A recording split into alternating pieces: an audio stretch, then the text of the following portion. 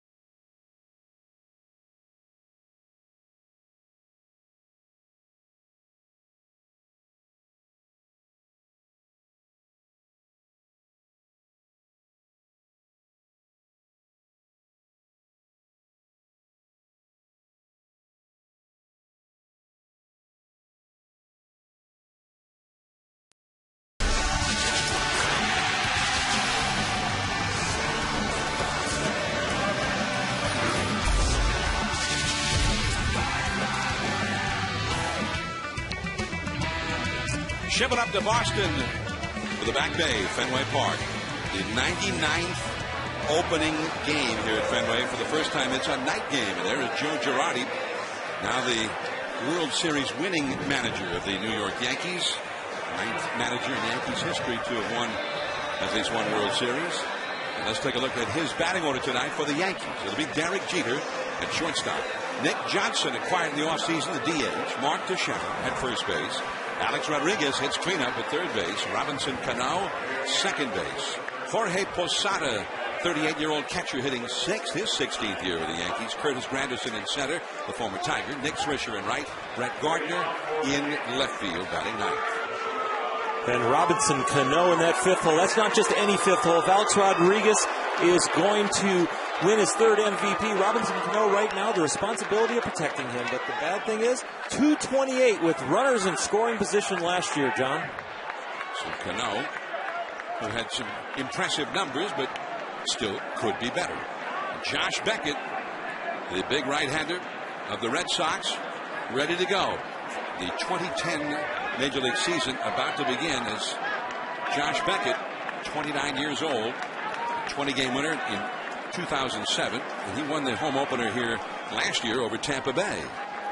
He's had a lot of success in these opening day assignments as a member of the Red Sox. First ball swinging. The 2010 season begins on a ground ball to short, and the new Red Sox shortstop Marco Scutaro throws out Yankees shortstop Derek Jeter. And John, that's one of the things they wanted from Beckett this year, is to keep the ball down, get a few more ground balls. You see, he had 17 wins last year. His earned run average was a little higher because he had 3 or 4 starts where he gave up 7 runs, 6 runs, and 5 runs. So he actually had a greater season than the statistics would verify. Now Nick Johnson, who began his career as a Yankee, now back to New York. And he takes a fastball for a strike. He was with the Washington Nationals last year, and he's had a hard time staying healthy. But one thing is, when he is healthy and in that lineup, he gets on base a lot. He had a .426 on base average last year with Washington, and he is the Yankees' designated hitter. And they're hoping that as a DH that maybe he'll stay healthier. He's always been a first baseman. I remember he started his career with the Yankees in the major leagues, and he was a guy that they liked a lot, but he was always injured. Last year with Washington, and then ended up being traded to the Florida Marlins, and soon after he got there, he got hurt. I think one of the keys to this sign right here, as the DH, there's not a lot of ego here, so the chemistry for Joe Girardi on the Yankees can stay pretty solid. It's not like moving a Johnny Damon or Hideki Matsui out of the order when A-Rod needs the DH or Derek Jeter needs the DH. Left center field, hit pretty well. The new Red Sox center fielder, Mike Cameron, makes the catch right to the left of the 379 marker. And that's the biggest part of this ballpark as far as the left field is concerned. The ball does not carry as well in that area either. He hit that ball pretty well. But right out in there is where the problems are.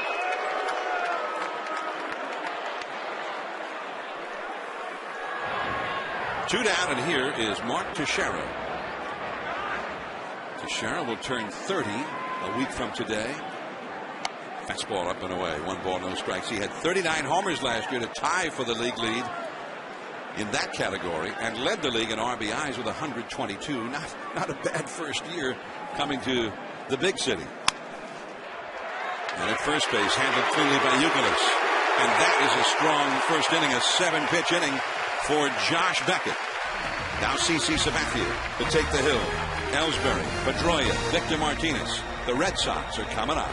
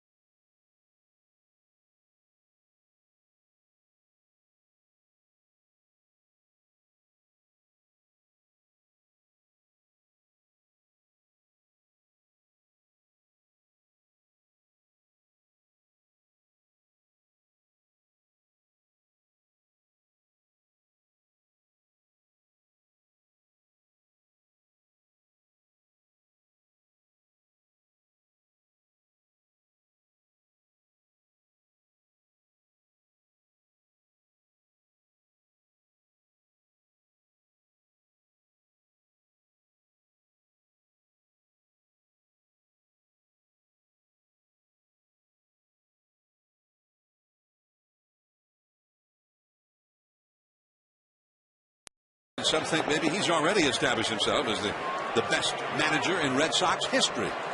Well, why not? He won 2 World Series in his first 6 years. His batting order is turned in for the Red Sox here on opening night. Jacoby Ellsbury in left field. Dustin Pedroia, second base. Victor Martinez, the catcher. Kevin Youkilis hitting cleanup at first base. David Ortiz, as usual, a key man for the Red Sox, but they need him big time this year. He's had a couple of down seasons by his standards.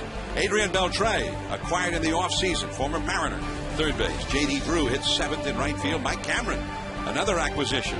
He's won several Gold Gloves in center field, hitting 8th. And Marco Scutaro, former Blue Jay, is the new shortstop. And, John, they need David Ortiz to come up with his late-inning heroics as he did in the past. He had 28 home runs and 99 RBIs. Those are good numbers, but he did not have the walk-offs and the late-inning drives that he became known for here in Boston. So here is CC Sabathia. And a fastball in there for a called strike. And, Joe, you and I did CC's first game as a Yankee, opening day at Camden Yards in Baltimore last year, and it did not turn out well for CC. And he didn't have much success in the month of April at all against anybody.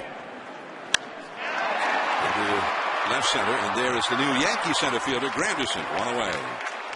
Well, John, you talk about CC Sabathia on the mound, the Yankee ace. He's the guy that was the horse that carried him last year. 3-1 in the playoffs, has averaged over 260 innings over the last 3 years. And he carries them not only on the mound, but emotionally as a great teammate and a team leader. But CC is not a friend of April. 2-6 over the last 2 years in April. Now here is Dustin Pedroia, MVP winner in the American League the year before last.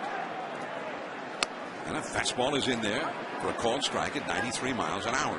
And John, people may not realize what we're watching. This is Koufax and Marichal. These are 2 of the top pitchers in their era going against each other tonight on opening night here in Boston. Very special. And a ball outside. 1 ball, 1 strike to Pedroia. CC won 19 games last year, and you're talking about leading the club to the World Series and leading them especially in October and into November last year. On the road, he was quite a leader. Of his 19 wins, 12 of them came on the road, which is rather extraordinary. No Yankee pitcher had won that many games on the road in a season since Louisiana Lightning. Ron Guidry, in his fabled 78 season, he was 25-3. He won 13 games on the road that year, 32 years ago. It takes another level of mental discipline and toughness to win on the road. Not everything goes your way, and especially the fan noise. 1-2 the count to Pedroia. He struck him out on the high fastball, up out of the strike zone. Well, one of the things Pedroia said this year is he's going to hit 20 home runs. And I think that you're going to be more susceptible to the high fastball if you're going for home runs. And Sabathia threw a lot kept the ball down. Now he goes up with a high fastball, and he just can't catch up with it. And that's the big swing that we've come to know from Pedroia, but he can't catch up with that high fastball. Last year was the year after his MVP year, and pitchers started to pitch him a little tougher. I know as a pitcher, when a guy with a reputation finally comes up there, you work more the corners and the edges and you bear down, and that could be the difference in the 20-point drop in his average from last year to the year before. 2 down. Here is Victor Martinez. His first opening day with the Red Sox, or as the case is tonight, opening night. Victor Martinez had been with the Cleveland Indians, was acquired just at the trading deadline at the end of July. And one of the best hitting catchers in the game. Switch hitter, batting right-handed. And a curveball off the outside. 1 ball, 1 strike. Just getting started here at Fenway on a beautiful, unseasonably warm evening in Boston. 67 degrees, the game time temperature, almost no wind at all blowing. Temperatures got into the mid-70s. Although you see on the roof there of the press box, there's some wind showing up there. 1 ball and 2 strikes now. A little slide piece. The one thing about Sabathia, he has all the pitches. Change-ups, cutter, slider, and a great fastball. He also has a curveball that he'll throw occasionally. So he has all the pitches to keep you off balance. 2 down, nobody out. 1 ball, 2 strikes to Victor Martinez. Kevin Youkilis is on deck. He would be next. Jorge Posada, the battery mate for CC Sabathia. And a foul off the right field line. And back out of play. With Victor Martinez at the plate, a lot of people say that they're going to miss Jason Bay's offense. But remember, you're going to have Victor Martinez for a full year now, and that offense can get replaced. But the 36 home runs and 119 RBIs that Tito Francona will not have with Jason Bay. You need Big Papi even there behind him to support the manager, because those RBIs are key now when they are looking at pitching and defense, this Red Sox team. 1-2 the count, and the slider is low. Now, when you look at this matchup and you look at the numbers between these two guys, there are no numbers. This is the first time in a regular season game that Victor Martinez has ever batted against Sabathia. He used to be his catcher. They were teammates in Cleveland. And one thing about, I've talked to both of them, they both loved Cleveland, and it was a great place for them to start their careers. 2-2 the count. And he came after Martinez with that high fastball, much the same way he had come after Pedroia with the high hard one, but Martinez is able to fight it off. So who's got the advantage when you got the catcher against the pitcher? It's an interesting cat and mouse game, John, because you go, I know that he knows that I know that he knows that I know, and then you go, okay, but I still got to execute it. And right there, CC went up the ladder on him.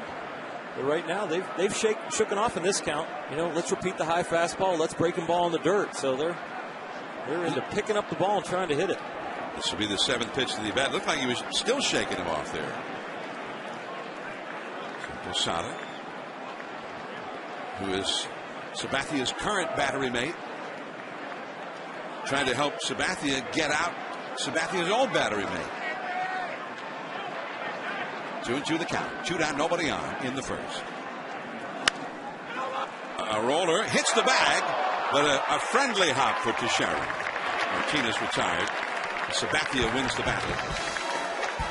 And we're head to the second. Alex Rodriguez about to make his 2010 batting debut against Beckett.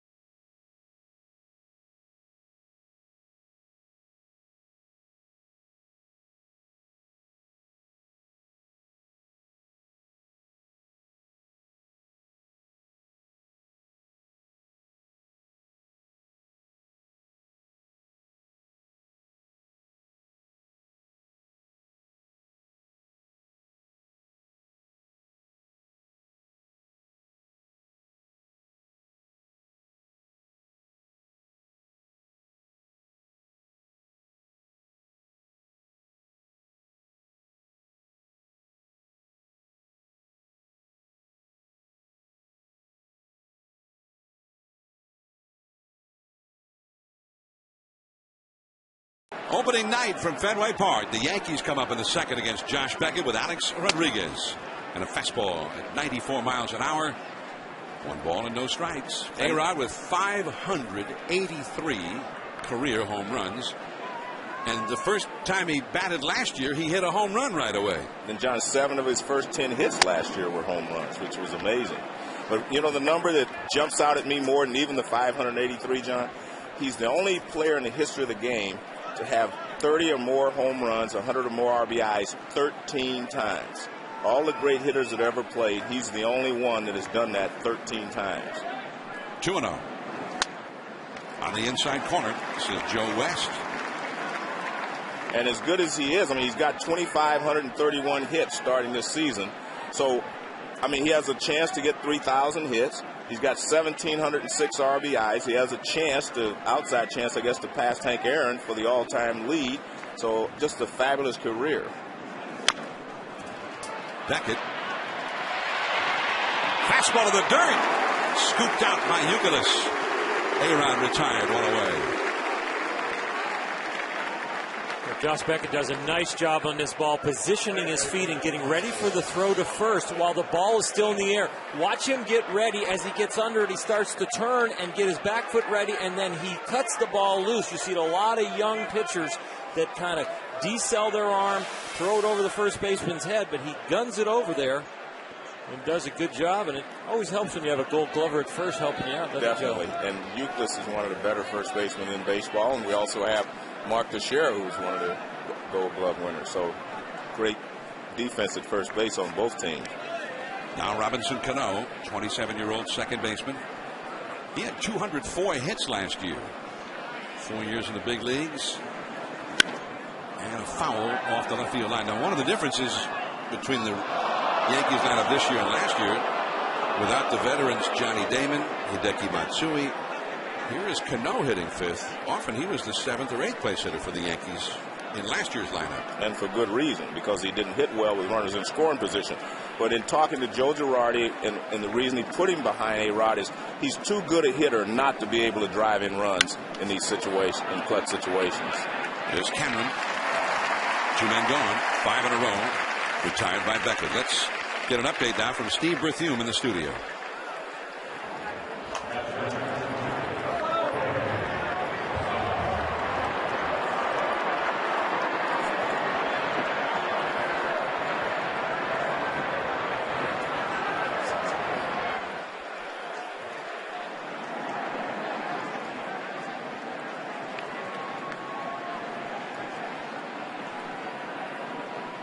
All right, thanks, Steve. What happened to Jason Campbell? That's what I want to know, but I'm a big Donovan McNabb fan as well. Man, he had a lot of weapons in Philadelphia. I don't know if he's going to have those same weapons in Washington. So here is Jorge Posada. Posada, starting his 16th year with the Yankees. Posada, Jeter, and Mariano Rivera have been teammates now. This is their 16th season, and all three of them have been together. 16th season in a row. Well, they've all been together with the Yankees, and that is not only a baseball record, major league record for longevity with one team by 3 teammates. There's never been a threesome that's been together that long in the NFL, the NBA, or the NHL, for that matter, and the first time in Major League Baseball. Well, they're 3 special guys. I mean, look how they're all superstar players, and you have to be pretty much superstar to stay with one team for 16 years anyway. Posada been one of the most reliable hitting catchers in the game. I asked him about his first opening day, if he could remember it.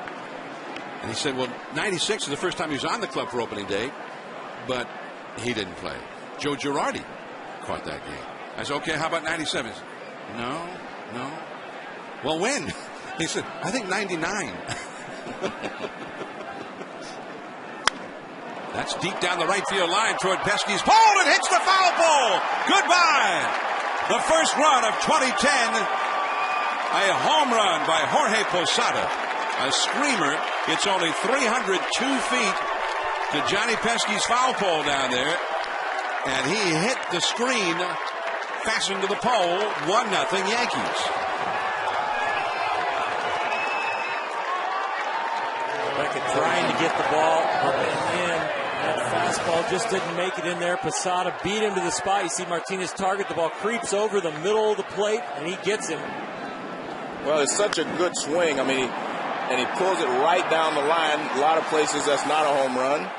But here, what is it, 280 down the line? 302. 302. And that's very short. Although if you hit it 10 feet off the line, figure, you got to hit about 380 feet to get it out.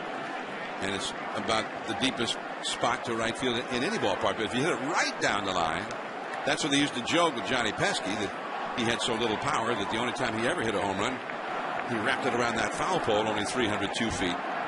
Then they call it Pesky's pole? Well, they still do. That's why I called it that. Oh. 2-1 the count to Curtis Granderson, making his Yankees debut as a hitter. There you see how the fence, instead of cutting across towards center field, heads out to downtown for a while, another 70, 80 feet or so before it then begins its cut across. Well, this is a good look. Watch how he gets his hands out front. He does all the damage with his hands. Not much of a lower body turn, but he uses his hands to get the barrel of the bat out front. 2-2 to Granderson. You were talking about the distance being so important because 302 with the barrel coming through like that, it had a chance to hook foul if the fence is farther.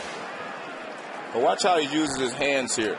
Look at that. Just that's more of a hand swing. And remember, we've talked about this actually in our spring training game, taking that top hand off the bat. Well, he didn't take it off. That allows you to extend on through and not hook the ball down the line. Posada with his 4th opening day home run and the 244th home run of his big league career. That ball is hit well, deep to right center field, toward the Red Sox bullpen, and beyond, into the bleacher. A spectacular home run, and that is how Curtis Granderson welcomes himself to his new ball club, the Yankees.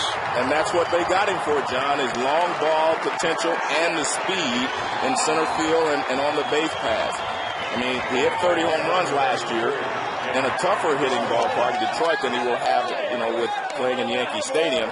But this ballpark, it wouldn't matter. The way he hits this ball, it doesn't matter where this ballpark is. That ball was over the Red Sox bullpen to the right of the 420 marker, the deepest part of Fenway Park, and well up into the bleachers. Maybe 430, 440 for that home run. Now Nick Swisher hitting 8th in the order, and he takes a called strike. So Curtis Granderson with 30 home runs as a Tiger last year. He's now a Yankee, one of the big offseason acquisitions for maybe the biggest. And that's a base hit to right field for Swisher. 3 straight 2-out hits for the Yankees against Beckett. Well, Granderson gets a fastball. This one's down a little bit more than the one to Posada. You see the target low and away. It's down, but he catches the middle of the plate, and he puts a charge into it. And this is a long home run. That's truly a big fly there, John. Man. This ball is smoked, and I think Josh Beckett is getting lulled into sleep thinking that his fastball is better than it is. And you come out of spring training, you get in the triple-decker stadiums, you're Fenway Park, open against the Yankees. You have a tendency to think that everything is bulletproof, the adrenaline is running through your arm, and you're like, man, I can just throw it right by these guys. That ball's straightening out and coming over the middle of the plate on him, and it can really fool you because you've got all that adrenaline of opening day running through your body. I thought the best pitch he threw in the ball game was the first pitch fastball to Alex Rodriguez in his first pitch this inning, and it had some giddy up on it, and it was on the inner half toward the inside part of the plate. This is Brett Gardner, who opens the season as the Yankees left fielder. Gardner had been primarily a center fielder in the past, and there was some thought to him staying in center and Curtis Granderson moving to left field, but finally late in the spring, in fact just a few days ago, manager Joe Girardi said, no, Granderson, he's the center fielder. Gardner in left. Gardner said he played some left field here at Fenway the year before last. It'll be interesting to see if he has any misadventures in left field tonight, because this can be a tricky left field to play. But I don't think there really was any mystery there, because Granderson is a guy that plays every day. So you want him in center in one position. Gardner's going to play off and on. He's not going to play a lot of times against left-handed pitching. So you would be switching Granderson to left field and back because he's, on a daily basis. Curtis Granderson, who just hit his 103rd Major League home run.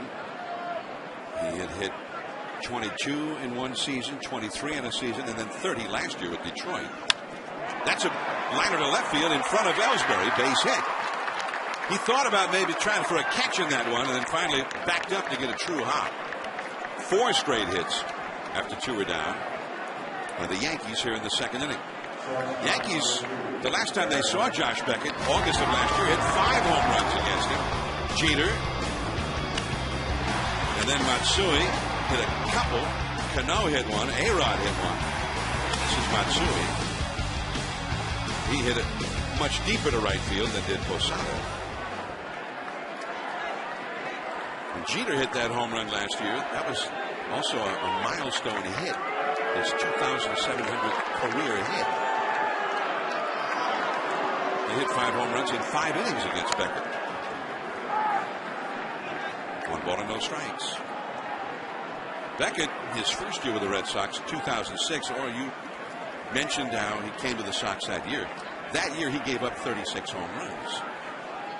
Well, he came here kind of as a reputation of a fragile pitcher that needed to learn how to pitch, a thrower, under the tutelage of Jason Varitek and Kurt Schilling at the time. They were hoping that they would groom him into an ace, and they have done that.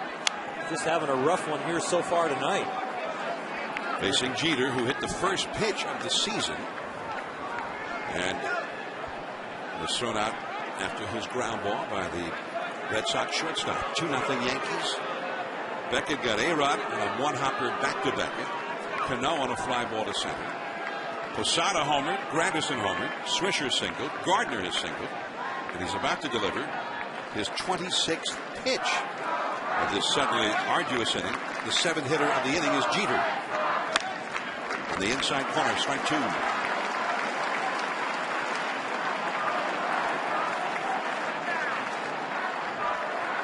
A big crowd here at Fenway, and it'll be the 551st consecutive sellout for the Red Sox here at Fenway Park. Derek Jeter, who hit .334 last year with 2 men on and 2 men out. Curveball, too low. Is that pretty good eye, Joe? And when you see a guy taking a 2-strike curveball? Well, that one was rolling. It wasn't a real sharp breaker, so he could see it out in front. He could see it was going to be a ball. I don't know if the curveball is a good pitch to throw Jeter with 2 strikes unless you have a real good one. If you roll it up there, he's going to line it to right field, and that one was not a good curveball from Beckett. So you don't have to worry about making that decision late. Martinez to the outside. Fastball, and Jeter leans out over the plate to fight that one off. So you're better off with a pitch like that to Jeter because he's going that way and make him reach a little bit. But if you throw him something off speed, I mean, he can usually handle it pretty well. But like Oral will tell you, a great curveball they're not going to hit. It comes out of the window, that fastball, and it breaks so late. You get it, you swing and miss. But what Derek Jeter is doing right here is he's driving Josh Beckett crazy. He's having a rough inning, and now you've got a really tough battler at the plate. 2 men on, 2 men out, 2 runs in. To shortstop, Scudero. Got a tough hop and just got the out at second. The speedy Gardner really hustled, and Pedroia was there to take the throw just in time. 2 runs, 4 hits for the Yankees. Youkilis, and then Big Papi coming up against Savannah.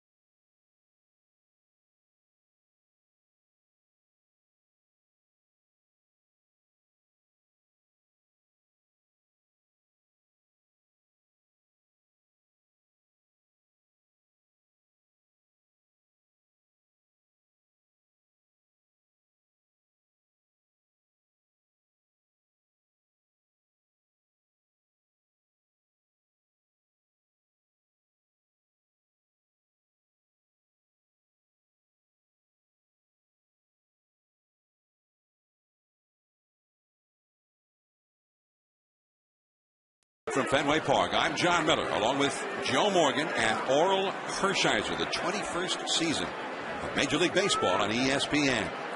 Here is CC Sabathia now with a 2-0 lead to Kevin Youkilis, and that is too low for ball one. And Youkilis has turned himself into one of the top hitters in the American League, and with power for batting average, and also still a guy who will battle a pitcher and get a lot of walks. A .413 on base average last year, second best in the league. Sabathia at the knees on the outer half on a called strike. Youkilis was 5th in the league in slugging percentage,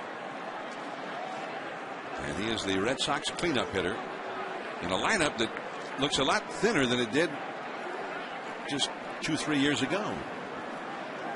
Fastball high and tight, and it's 2-1.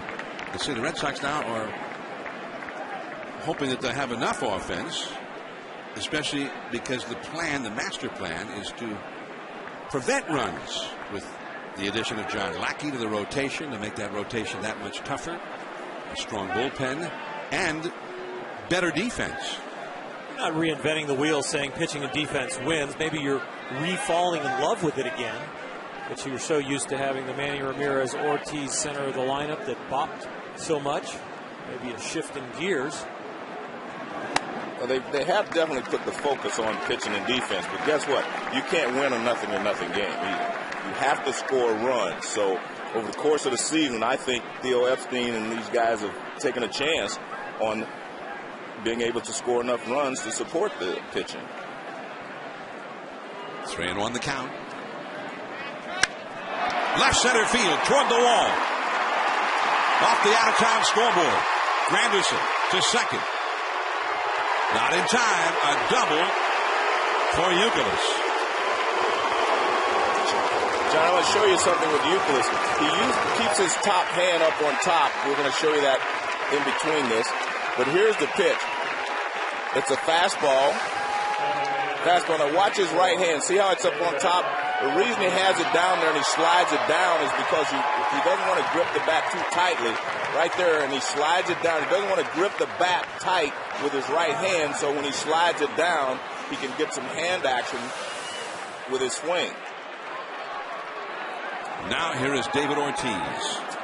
Ortiz did not hit well against left-handed pitching, Sabathia or otherwise, last year.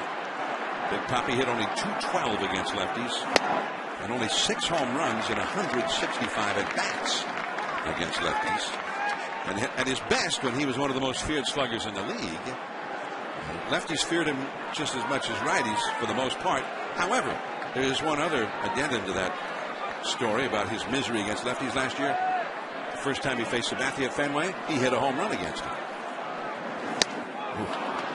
A little bit late on that high fastball, and he tried to check his swing.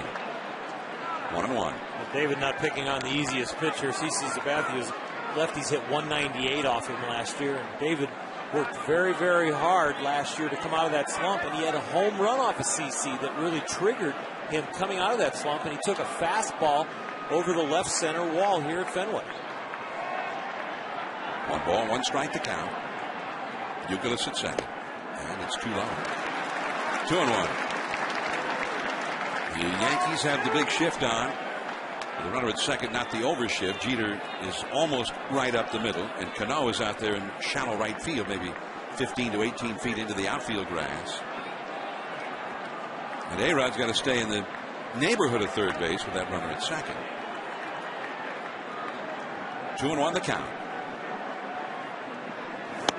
Ball 3.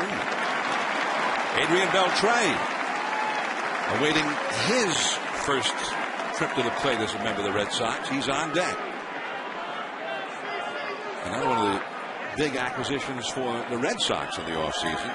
Beltre and Cameron, who are both guys with power, but also outstanding defensive players. That's the hitter's count there. 3-1. He got the fastball, fouled it back. Yeah, but that was in perfect spot for David Ortiz. Fastball in on the hands, and that's where they try to pitch him. Now watch where this pitch is. It ties him up inside a little bit. It's supposed to be low and away, but you can see where it is. It ties him up on the inner half of the plate, and he was late getting there. most of the teams try to pitch David up and in. 3-2. And a productive out. Teixeira with the unassisted put out as Youkilis moves over to third base. Beltre coming up. Opening day baseball presented by Dick's Sporting Goods is on ESPN and ESPN2 tomorrow. First at 1 o'clock Eastern on ESPN. Tony La Russa's Cardinals with Albert Pujols up against the Cincinnati Reds. And then at 2 Eastern on ESPN2, Cleveland and Ozzie Guillen's Chicago White Sox. And at 4 Eastern on ESPN, Cubs, Braves. All 3 games are also available on ESPN3.com.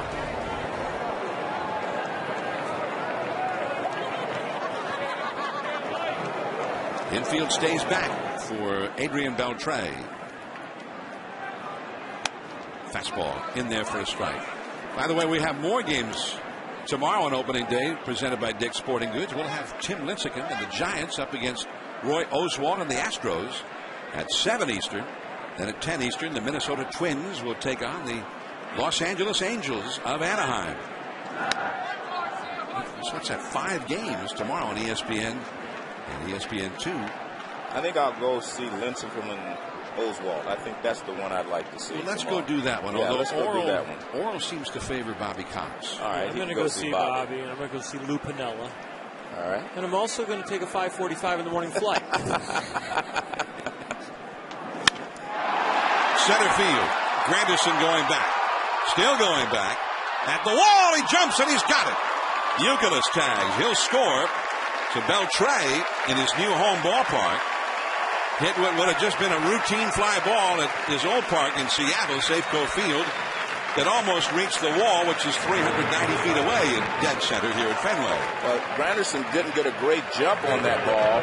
He actually took the step in, but then his speed allows him to get back there. Now watch Granderson here. His speed will allow him to get back. See right there, he's not moving back yet. He steps in now, but that's the speed that he has that allows him to get back there, and the ball being high as it was allowed him to get back and make the play. So I'm thinking, although the flag out there in center field hangs limply as if there's no wind at all, the flag's up above the press box. A little further up, there's some wind that may be giving that ball a push. This is J.D. Drew, and that's a swing, says Joe West. Strike 2. 2 down. The Red Sox, they don't have Jason Bay, who hit 36 home runs last year. Manny Ramirez is part of their history. And what do we have? A double and then 2 productive outs to get a run. And that's too low to J.D. Drew. 1 ball and 2 strikes. I really think that Beltre is going to be one of the keys. We know David Ortiz is the key. But one of the other keys for me is going to be Beltre. I think that he hit 48 home runs for the Dodgers, so he's capable of hitting home runs. So I think he's going to be the guy that benefits the most for this in the trade that allowed him to come here for the free agency. That is foul down the right field line. Off-speed delivery from Sabathia, pulled foul. There's Adrian Beltre. You know, the year you're talking about, 2004, he had one of the greatest years any third baseman has ever had. He was Schmidt-like.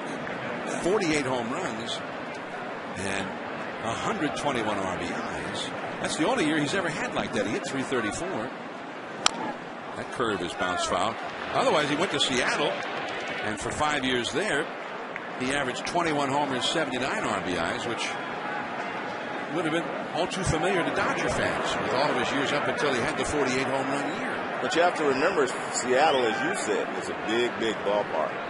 A lot bigger than Fenway Park and a lot bigger than Dodger Stadium. 1-2.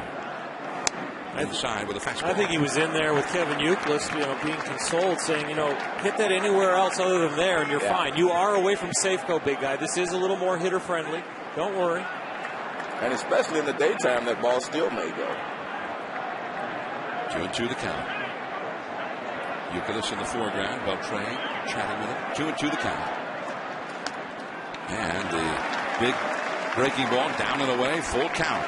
I always like to see teammates talking like that, especially 2 right-handed hitters talking about how he pitched them, and that helps you your next at bat. And Beltre learned it, trying to pass along what he knows about Sabathia, and Youkilis doing the same thing. Mike Cameron would be next. Strike three called on the outside corner. And Drew seemed to know it. He just turned around and headed back to the dugout. 1 run for the Sox. 2-1 Yankees. Johnson, Teixeira, A-Rod coming up.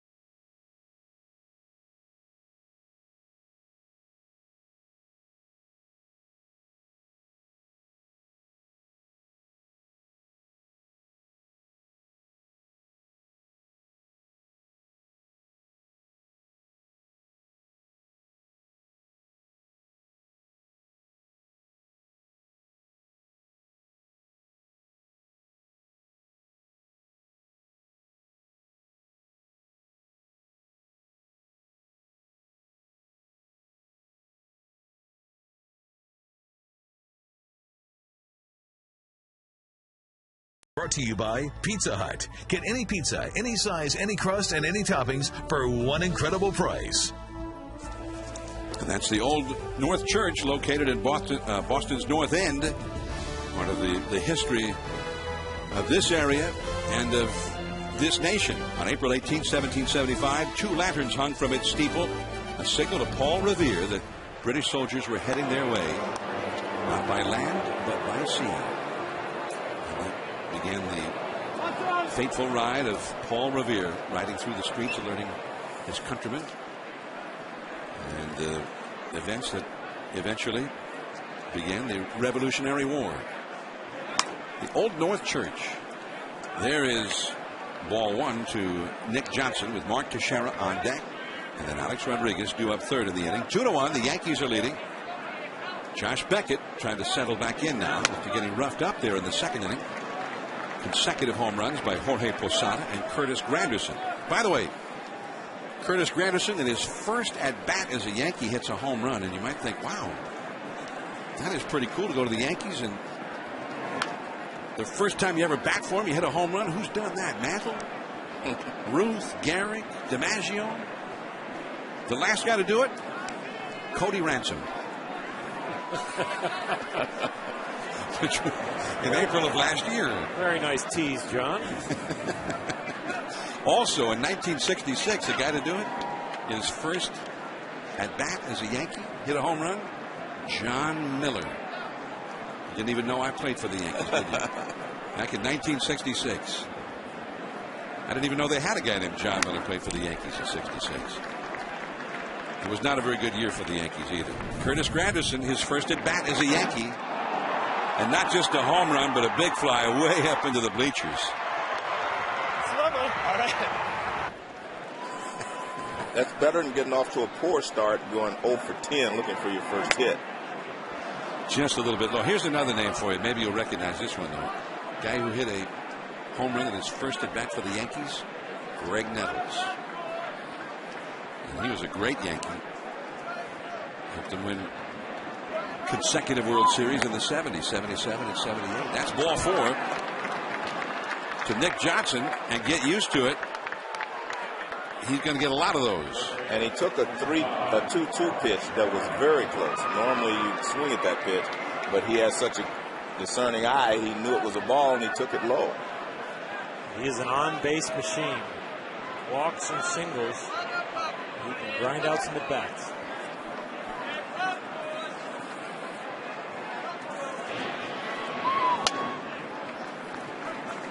One ball and no strikes to Mark Teixeira. in this game, Josh Beckett got the first 5 hitters in a row, from Jeter right through Teixeira, A-Rod, and Cano. Since then, he's faced 6 more hitters, and 5 of them have reached against him. Teixeira grounded out his first time, and that is going to go out of play. Well, we see him missing his spots a lot. We showed you he missed his spots on the 2 home runs. But just watching him, he's missing his spots a lot.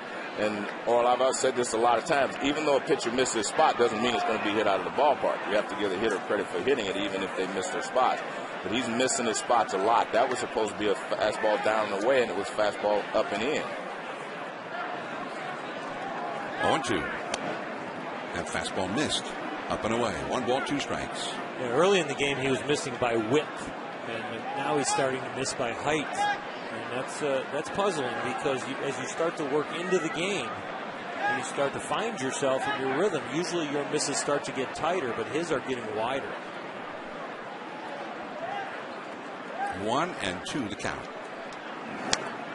2-2. He missed badly again. 95 miles an hour, but not anywhere to tempt Mark Teixeira to go after.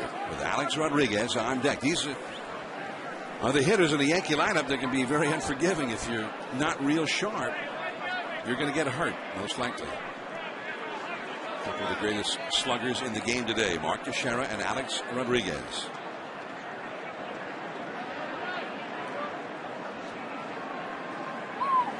Curveball. That's too low. I'll tell you what, that was a good curveball, though. It was a good curveball, and he got his arm out front right there. You know what I'd love to see him do is take a little bigger leg kick when Nick Johnson's on first base. That curveball's got nice bite, and like you said, Joe, it comes out on a fastball window, and then it's got the bite at the end. But when you're having trouble throwing strikes, you can throw that master curveball, and you're not going to get somebody to bite. You've got to say you're in the strike zone, then you get them to nibble. 3-2. And a high pop fly.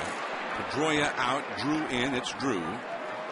And that is 1 away. Let's take a look at who was a cut above the rest in 2009, brought to you by John Deere.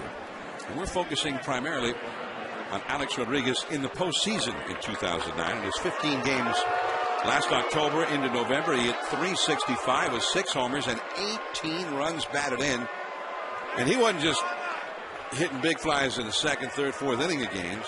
He was hitting them in the 9th inning, the 11th inning, keeping the Yankees alive in games that looked all but lost. He may well not have even gotten to the World Series without 2 or 3 of the home runs he hit last year. This could be 2. Scudero to second, Pedroia to first, and the inning is over.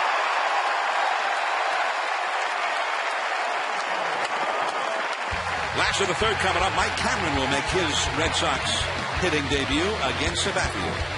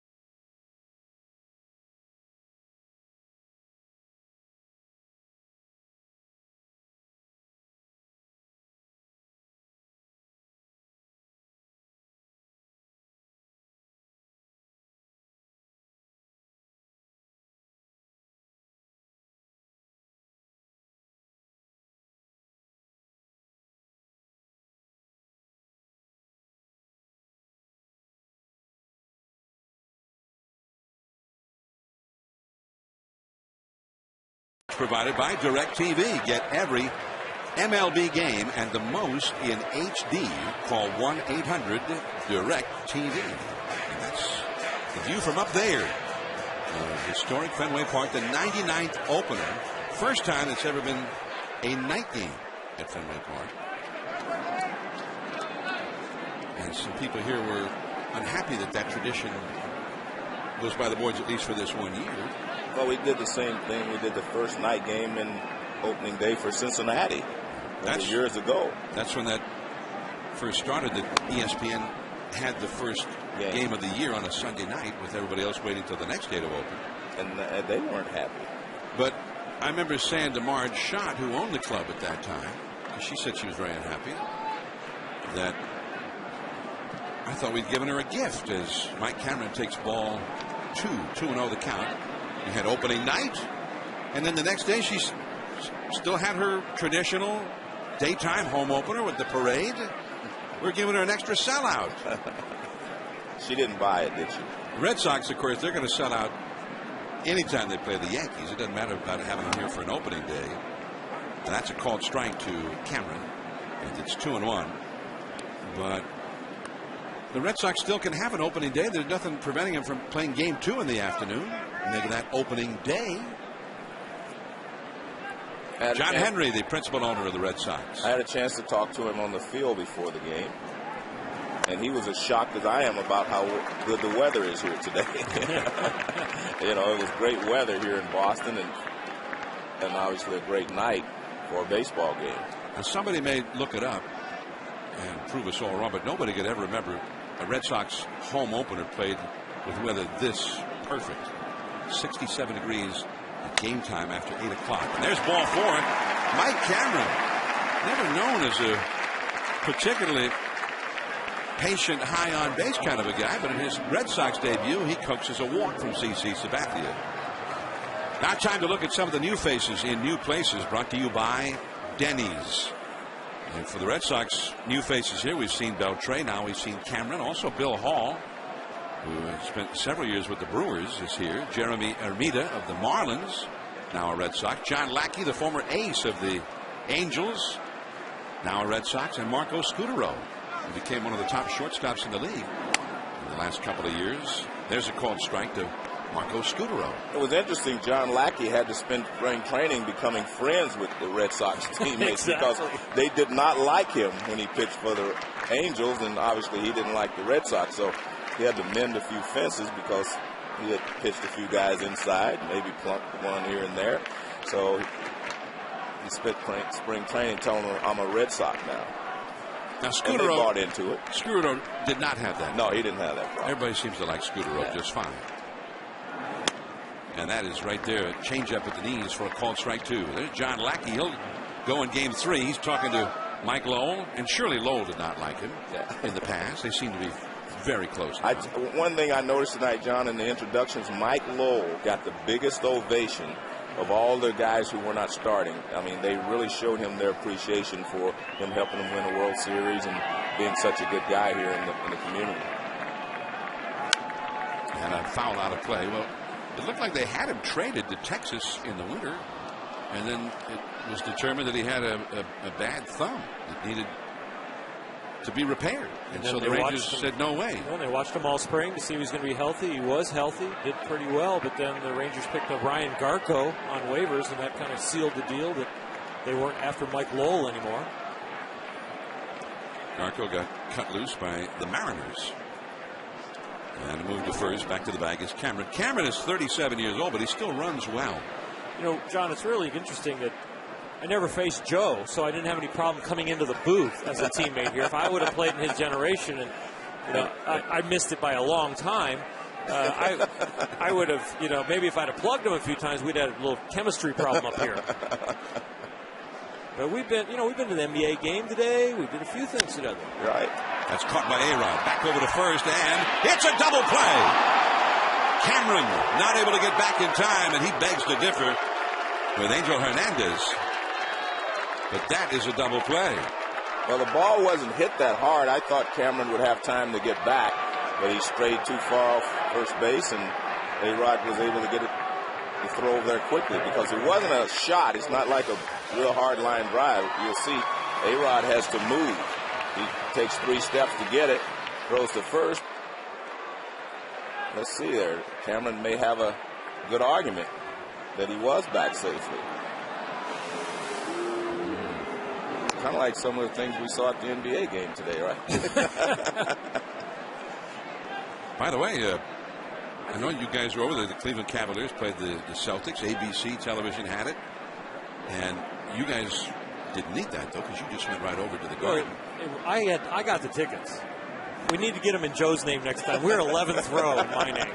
I think we go in Joe, a Hall of Famer. We're getting lower. Yeah, we should. Joe's like, where are our seats? Joe, they're right here. Oh, he goes, yeah. All right, let me get them next time. Ever since Joe drove in the winning run in the 9th inning of Game 7 in the World Series here at Fenway. Oh, what year was that? If it had been in Joe's name, you guys would have been probably just better off staying back to the hotel. I don't have that. That was pre-VCR. Joe Morgan. Oh, so Joe Morgan, eh? Yeah, we know where to put him. 2-1, the Yankees are leading. I'm John Miller with Hall of Famer Joe Morgan and Oral Hall of Hershiser. Famer. And he didn't plunk me, so that's good. Well, actually, we didn't face each other. No, we didn't. Yeah. He remembered me getting ground balls off, but I was like, Joe, that must have been in Fantasy League. Well, he may not have plunked you, but that doesn't mean he didn't drill you. Well, the one thing, I always thought I hit a ground ball because the Dodgers were famous for getting ground balls. Their pitchers, him, Sutton. How did they do all that? Those guys. Well, how'd they get all those ground balls? Well, there are 2 outs, so we shouldn't start that story because it takes a while to go through their history there. 3-1 the count. And strike 2 to Jacoby Ellsbury, the leadoff man, the igniter at the top of the order. How does CC look? I mean, I think he looks good. I think he looks good, but a lot better than he did last year when he started, opening day. I think he's staying strong on his back leg. I think he's driving the ball downhill. He seems to have a tighter pattern than Beckett, that's for sure. A-Rod. Ellsbury very speedy, but easily out at first. And the inning is over. Easter Sunday, 2010, from Fenway Park. On to the 4th inning. Cano, then Posada coming up. 2-1 Yankees.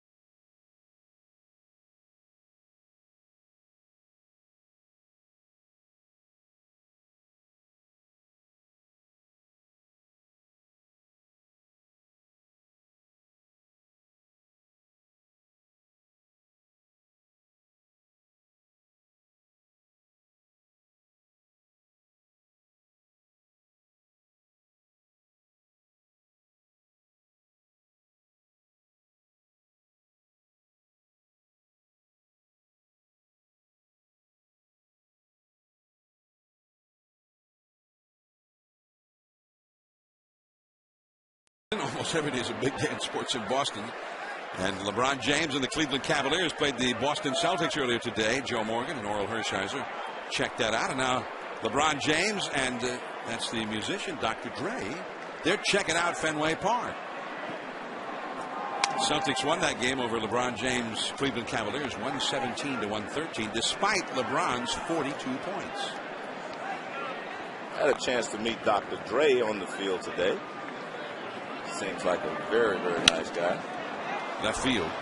Going back. Ellsbury at the wall. Jumps. No.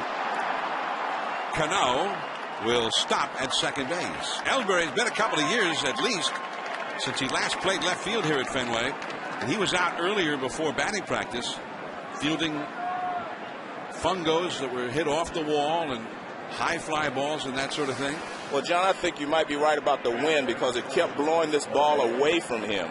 When I first saw him start off, I thought he would just had to go straight back and get it, but the ball kept slicing away, and I think the wind helped push it away, and you see he couldn't get back there in time to leap straight up, and it barely clears his glove, and Cano has a double. And that is the first double of this season for Robinson Cano, who hit 48 doubles last year, tied for third in the American League. And here is Posada, who hit a home run off the right field foul pole for the first run of 2010. And there's that situational hitting for the Yankees. And over to third goes Cano. So Posada gets it done. Home run the last time with nobody on base, and now he gets that runner over to third this time. Well, this is the situations that we're going to find out about Granderson, in the Yankees, because, he strikes out a lot, and this is one of those situations where you have to put the ball in play. Get to be the RBI man. On a championship team, you have to be able to put the ball in play here. And you saw somebody here at Fenway keeping their own scorebook. You may see that more at Fenway and Yankee Stadium than most ballparks nowadays. It's the best way to really enjoy the game. Keep your own scorebook so you always are up to date on what the guy's done his other at bats and how the whole game has gone.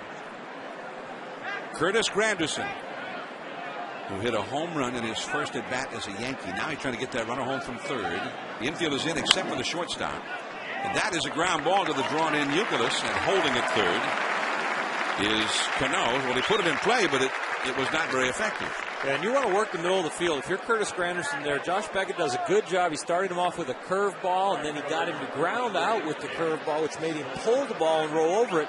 As a hitter, you're trying to work the middle of the field, a lot easier for the runner on third to break. And then that curveball gets him out front. He did not do a good job. And the home run helps, but you've got to pick up the ones that are the freebies, too. And I was talking about the fact last year he struck out 141 times, so you have to concentrate and put the ball in play in those situations. Swisher, a high foul out of play. There's not much room in foul territory at Fenway Park, especially behind third base there. Those fans, I'm sure, often feel like they're right in the game. Even down the right field line, the fans get right on top of the foul line. You see there's that row of seats that comes out right behind third base. That's one of the things for me that makes this an offensive park. That foul ball is just a strike, not an out. The fastball had some movement coming back to the plate, but off the inside nonetheless. And it is 1-1. I'm sure you've noticed, but all the ballparks that have a lot of room are all in California, where the real estate used to be real high, but I guess it's a little cheaper now. It feels like to me the newer parks, we're getting the fans closer and closer, which is great for the fans, but it's a different game. It's like arena ball compared to the true baseball with all the foul territory. That's a pitcher talking. Yeah, real baseball. The foul ball in the first 6 to 10 rows used to be an out, but now it's just a strike. So you can add a third of an inning to the game. It didn't used to be an out at Fenway Park. No, not at Fenway Park. I apologize for being enthusiastic about all the other new parks. Not that much foul territory at Wrigley Field. Right. Okay, you've got two. Well, go to California. You get now, John. There's some other. Yeah, okay. Dodger Stadium. Right. They brought the stands in at Dodger Stadium. Oakland. The Giants. Cleveland's old stadium to the new stadium. There was so much foul territory at Dodger Stadium. They've changed it a little bit now. Right. Mm-hmm. But in the old days, it was almost like they really didn't want to spend that much money on baseball. Foul balls never made it into the stands. They were so far away at the old Dodger Stadium. 3-1 the count. The high hard one right by Nick Swisher. 3-2 with a runner at third and 2 down here in the fourth. The Yankees ahead 2-1. Now, since Josh Beckett has started to mix his curveball and actually throw some quality curveballs for strikes, he gets the rollover ground out for Granderson. Now he gets to sneak a fastball by Swisher, but it's all because he's now mixing his pitches. Maybe the adrenaline's calmed down. It's not all about fastball, but actually pitching the ball game. He curved him with Brett Gardner coming up, and apparently he wasn't that worried about walking him. Well, it was a good curveball, but it may have been away. But it was a pretty good break on the curveball. Well, with a left-handed hitter, you know, Joe, that ball out of your hand as a pitcher, you read it as a ball. So on a 3-2 curveball to a left-handed hitter from a right-handed pitcher, you want the ball to come out of your hand more to the middle of the plate to really stimulate the bat. But if you're going to throw that, you've got to make sure you get a strike, because out of your hand, he reads ball. K-Zone, brought to you by MLB 10, the show. Well, Swisher, like Nick Johnson, is a very patient hitter at the plate. Also, he gets a lot of walks. Almost 100 walks last year. Here is Brett Gardner, who singled his first time. Runners at first and third, 2 down. Josh Beckett having a difficult time of it here after a leadoff double by Cano. Now 2-out walk to Swisher. And a fastball for a called strike. Now, how can that happen? Aren't you looking for a fastball on the first pitch? That was a quality fastball, John. It was on the inner half of the plate. I was thinking the same thing. You look fastball, but Gardner obviously likes the ball out over the plate because that was a fastball on the inner half of the plate. Because most lefties like to drop that bat head down. That pitch down and in is the one but he's not a pull hitter, so he doesn't do that very often. 1 strike to count to Gardner. And too high. 1 ball, 1 strike. Gardner actually last year hit better against left-handed pitching, which is a little bit against the grain for most left-handed hitters.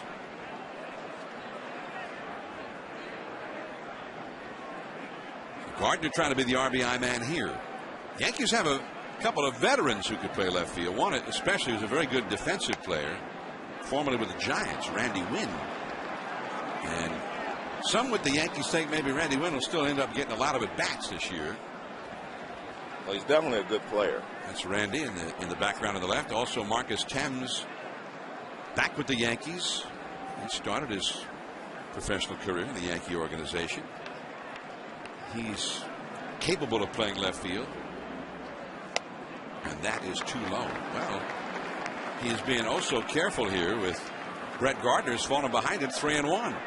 He's been very careful, but that fastball 2 pitches ago looked like a strike to me. It's very, very close. Joe West at times can get the strike zone of a postage stamp. I think he's a great veteran umpire. But as an ex-pitcher, Joe and I, we always saw eye to eye. We just didn't see the same thing. 3-1 the count. Runners at first and third. That is called a strike. Gardner thought maybe a little bit outside. And he talks to West about it. West starting his 32nd year as a major league umpire. Actually, I talked to Joe West before the ball game today, and he wanted me to pass along a message to one of the umpires, which I'll do later on. Cowboy Joe West, 3-2 the count. Swisher runs from first, and it's fouled. I thought you were going to tell me that he's going to promote his new album or something. We usually always get the DVD from Joe. Joe is a singer, country and western singer. Yeah. Well, a country singer. It's no longer a country and western. Yeah, it's just country. There's no such thing as country and western? Well, it's just country now. You never told me that. Well, Johnny Bench told me that. So he knows he knows about those things. 3-2 the count. 2 down. Runners at first and third. The runner at first, Swisher. He goes, and a foul back out of play. Derek Jeter, by the way, all through this long at bat by Gardner, is lurking on deck. And John, this is one of those reasons people say that the Yankees hitters see a lot of pitches, and part of it is because they foul off pitches. They foul off 2-strike pitches. They make you waste a lot of pitches out there trying to get them out. This will be the 8th pitch that Gardner has forced Beckett to throw. Swisher again. Takes off from first. That is a base hit into left center. Cano in to score. Back to second. slide swisher as Ellsbury threw in behind him. And quite an at-bat to cash in an RBI by young Brett Gardner. 3-1 Yankees. Well, one of the theories is the longer you stand in the batter's box, the more pitches you see, the better you time the pitcher. He does a fabulous job here of just taking this ball inside out. Watch this, inside out, and just slaps it to left field over the shortstop's head. And that's what Gardner's going to do. That's his style of hitting. Just put the ball in play. So Josh Beckett has now allowed 3 runs. He's thrown 68 pitches already in 3 2/3. Here is Derek Jeter, and he almost got hit by that one. And after the mound goes Victor Martinez. Well, when you make a few mistakes in the middle of the plate and you're going to throw a pitch to Derek Jeter, who loves the ball out over the plate, and you know you need to get the ball in on him, you run it in there. And it's not, he wasn't trying to hit him. He's sending a little bit of a message to set up this at bat, and he doesn't want to make another mistake in the middle of the plate. Derek Jeter, his first opening day game with the Yankees, 1996 in Cleveland. I asked him if he remembered. He said, oh, yeah, I hit a home run against Dennis Martinez, El Presidente. Or you might have been there for that game. Maybe. What year was that? 96. Yep, I was. Jeter up the middle and past Scutero. Base hit. Heading home, Swisher. Gardner to third with all of his speed. And Derek Jeter comes through in the clutch. It is 4-1 Yankees. Well, you have to give Gardner credit because he kept the inning alive for Jeter to come up. And obviously Jeter gets a 2-out base hit. I thought it was a breaking ball, but it is, and it doesn't break much. It stays down at the bottom of the zone. It's not really a sharp breaking ball. And Jeter just drops the barrel on it, rounds it up the middle for a base hit. And I still think that a lot of times in those situations, you're better off firing Jeter up inside and stay inside or go away, but he's a good off-speed hitter, especially in clutch situations. Scott Schoenweiss up in the Boston bullpen. Veteran left-hander. Now, both fans of the Red Sox and Yankees have access to ESPN online with a local point of view. Boston fans have been enjoying ESPNBoston.com, and since Friday, fans in New York can get the same local treatment for all of their pro sports teams at ESPNNewYork.com, a special sports center for the fans in our nation's most popular city. Log on and check it out at ESPNNewYork.com.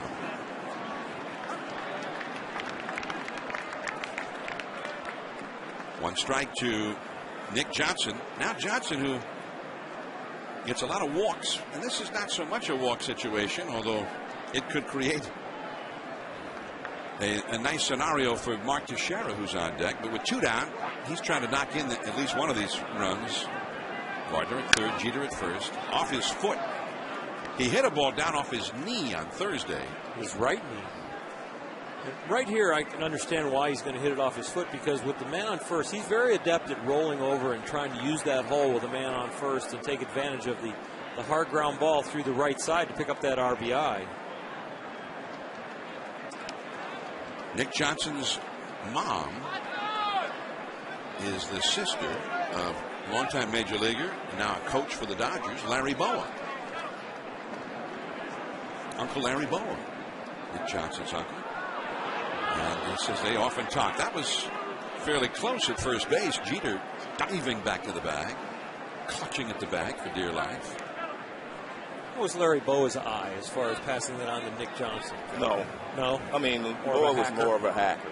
Yeah, put the ball in play. Perfect situation for Jeter to go here 0-2 if he wants to. He's going. And heading home is Gardner, and he scores. A double steal for the Yankees. 5-1 Yankees. That's why you send Jeter. You got Gardner at third, Speed at third, and you let Jeter go. He stayed there to give Johnson a chance to pull it in the hole, but once he went to 0-2, he might as well just take off. And he did so, and I don't know why they threw the ball to second base.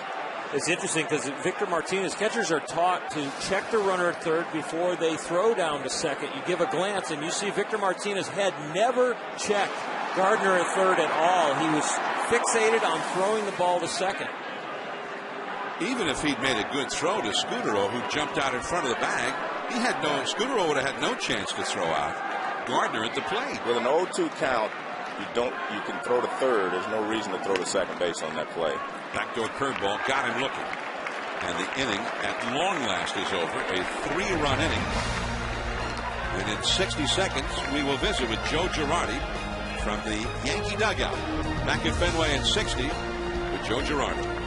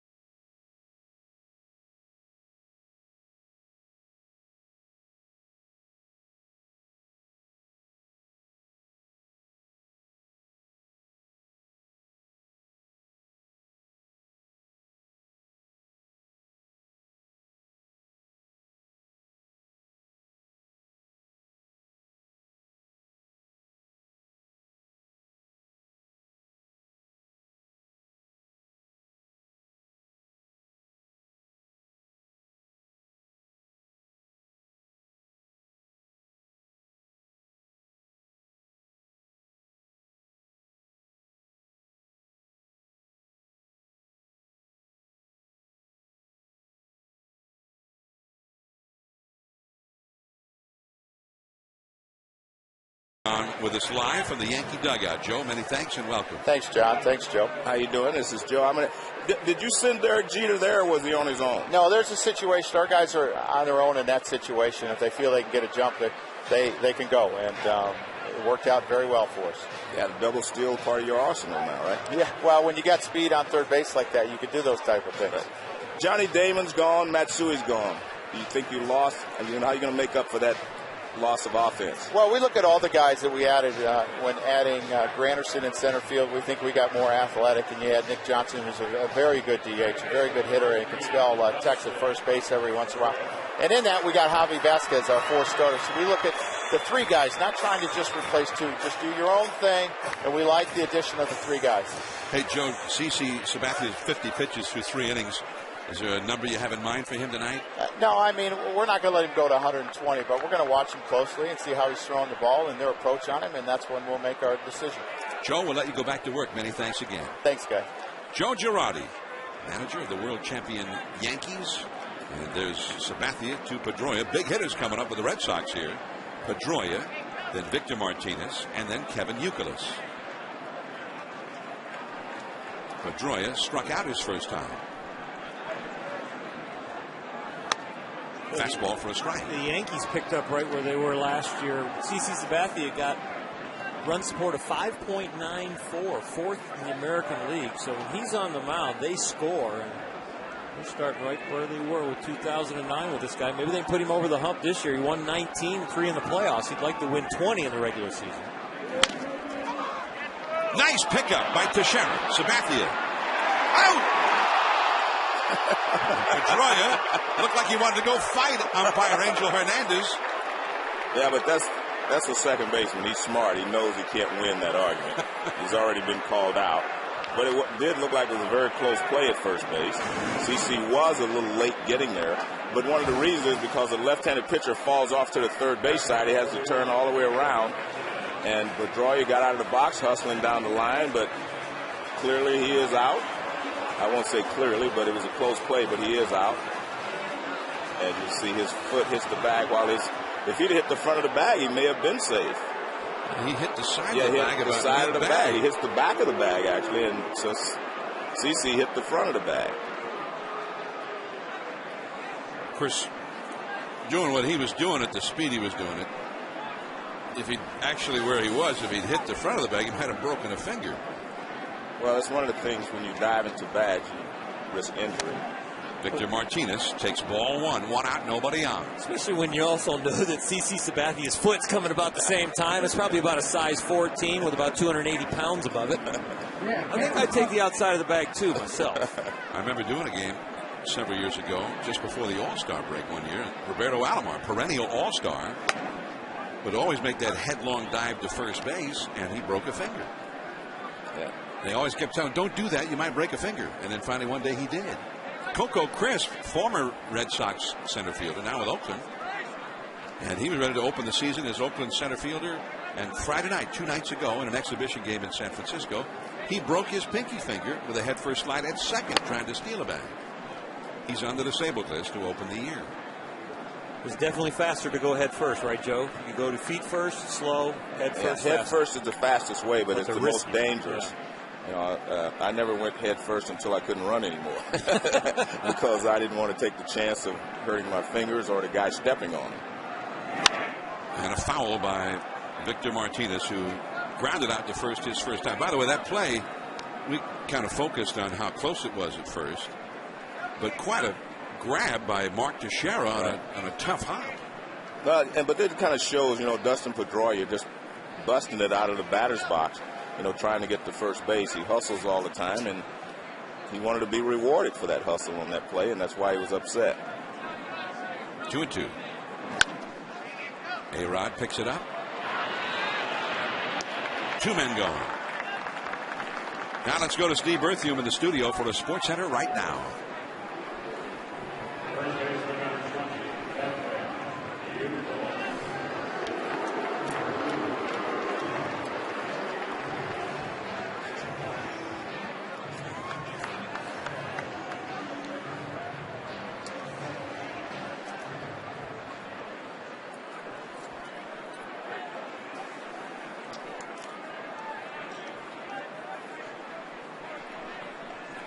Two down, nobody on. Here is Kevin Youkilis against Sabathia.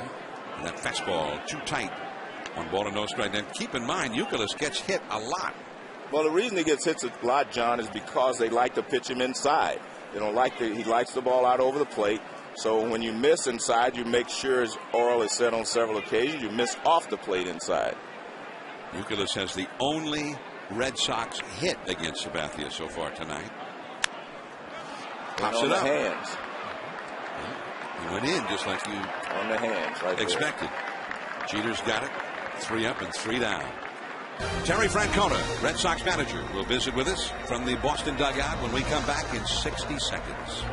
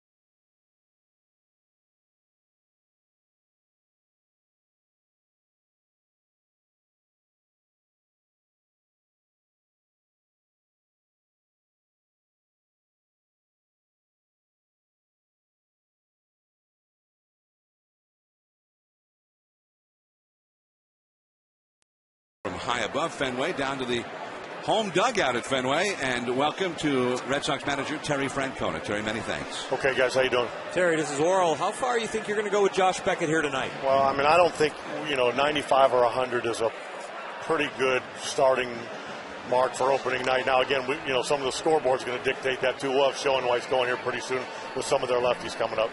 Now, through spring training as a manager, one of your biggest roles, how difficult was it to infiltrate the new personnel there? You got a big roster turnover. No, but we had good guys coming in, and our clubhouse has always been great to, whether it's rookie guys or guys coming from other organizations, once they come in our clubhouse, they feel like they're a part of us. That's not been a problem.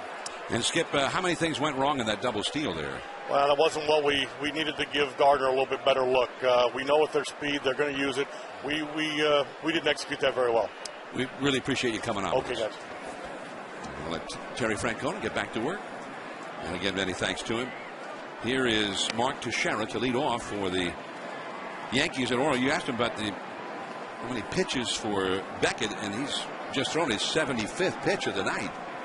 He's thinking maybe about 20 more, somewhere around 95 on the scoreboard. But if he settles in, has a quick inning, goes back to the bench and says, yeah, I feel good, Skip. They get a few runs. You probably squeak another inning out of him after this one. But if it's rocky again, remember, they don't play tomorrow. They're off tomorrow, and then they play back again on the 6th. They got the bullpen working right now, even as Beckett starts to work here in the inning. You've got the big sluggers up with Teixeira at the plate. There's Scott Schoenweiss up again, the left-hander in the Boston bullpen. You got Teixeira up and A-Rod on deck. And the count goes to 2-2. Beckett only has one strikeout in this game. That was a called third strike. He's only had one swing and a miss from a Yankee hitter.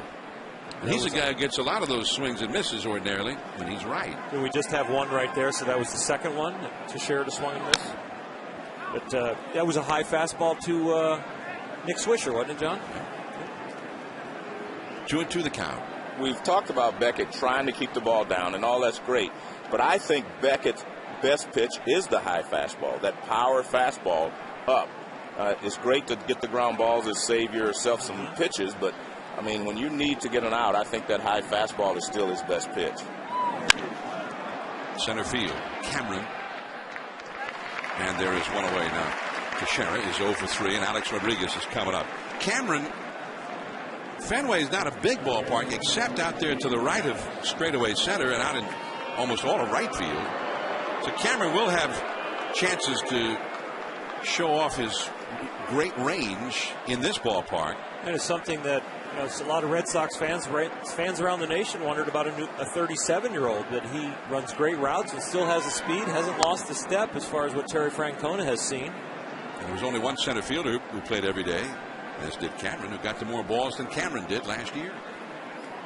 That's Franklin Gutierrez in Seattle. He's a good one. Alex Rodriguez 0 for 2 in the game, and a fastball for a called strike. I say fastball, only 87 miles an hour. Maybe the changeup. A-Rod hit a comebacker his first time and then grounded into an inning-ending double play in the third. 5-1. The Yankees are leading.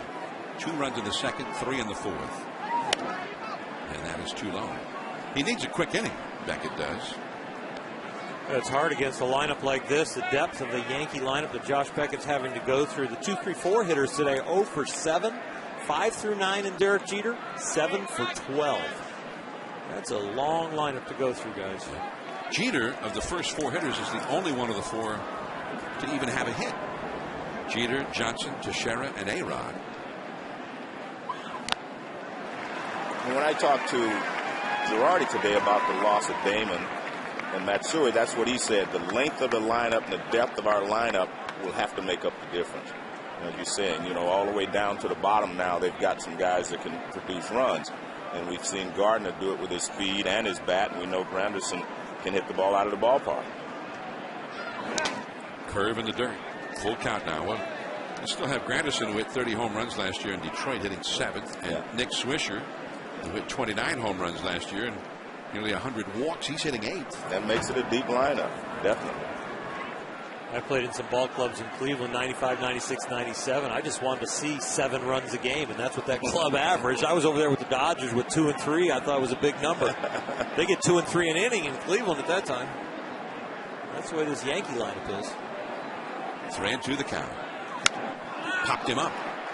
Youkilis will give way to Pedroia. And A-Rod is 0 for 3. Beckett shutting down Teixeira, A-Rod. The top of the order. The 2010 NFL Draft returns to ESPN in prime time. The all-new 3-day event starts on ESPN Thursday, April 22nd. Tune in as future NFL stars take to the big stage, the NFL Draft. It's all right here on ESPN Thursday, April 22nd through Saturday, April 24th.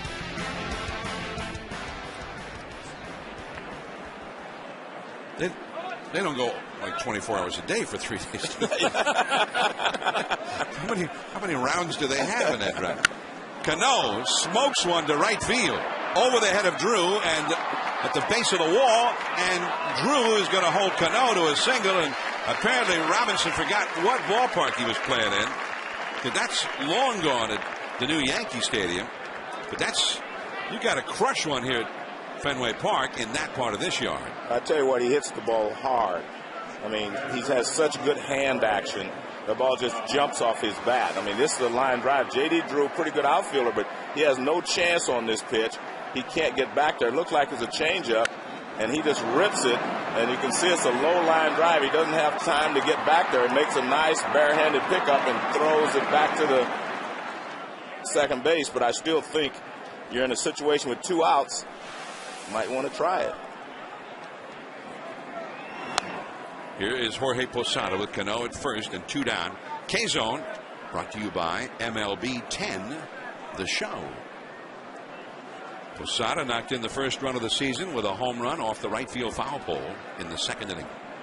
Grounded out to second, a productive out, helping set up a run in the 4th. That's Cano at first. And back to the bag. I think you're right, Joe. He shouldn't be at first base. That's where the old saying of first and third, do not make the first or third out at third base. Well, where does that go? Turn that saying around.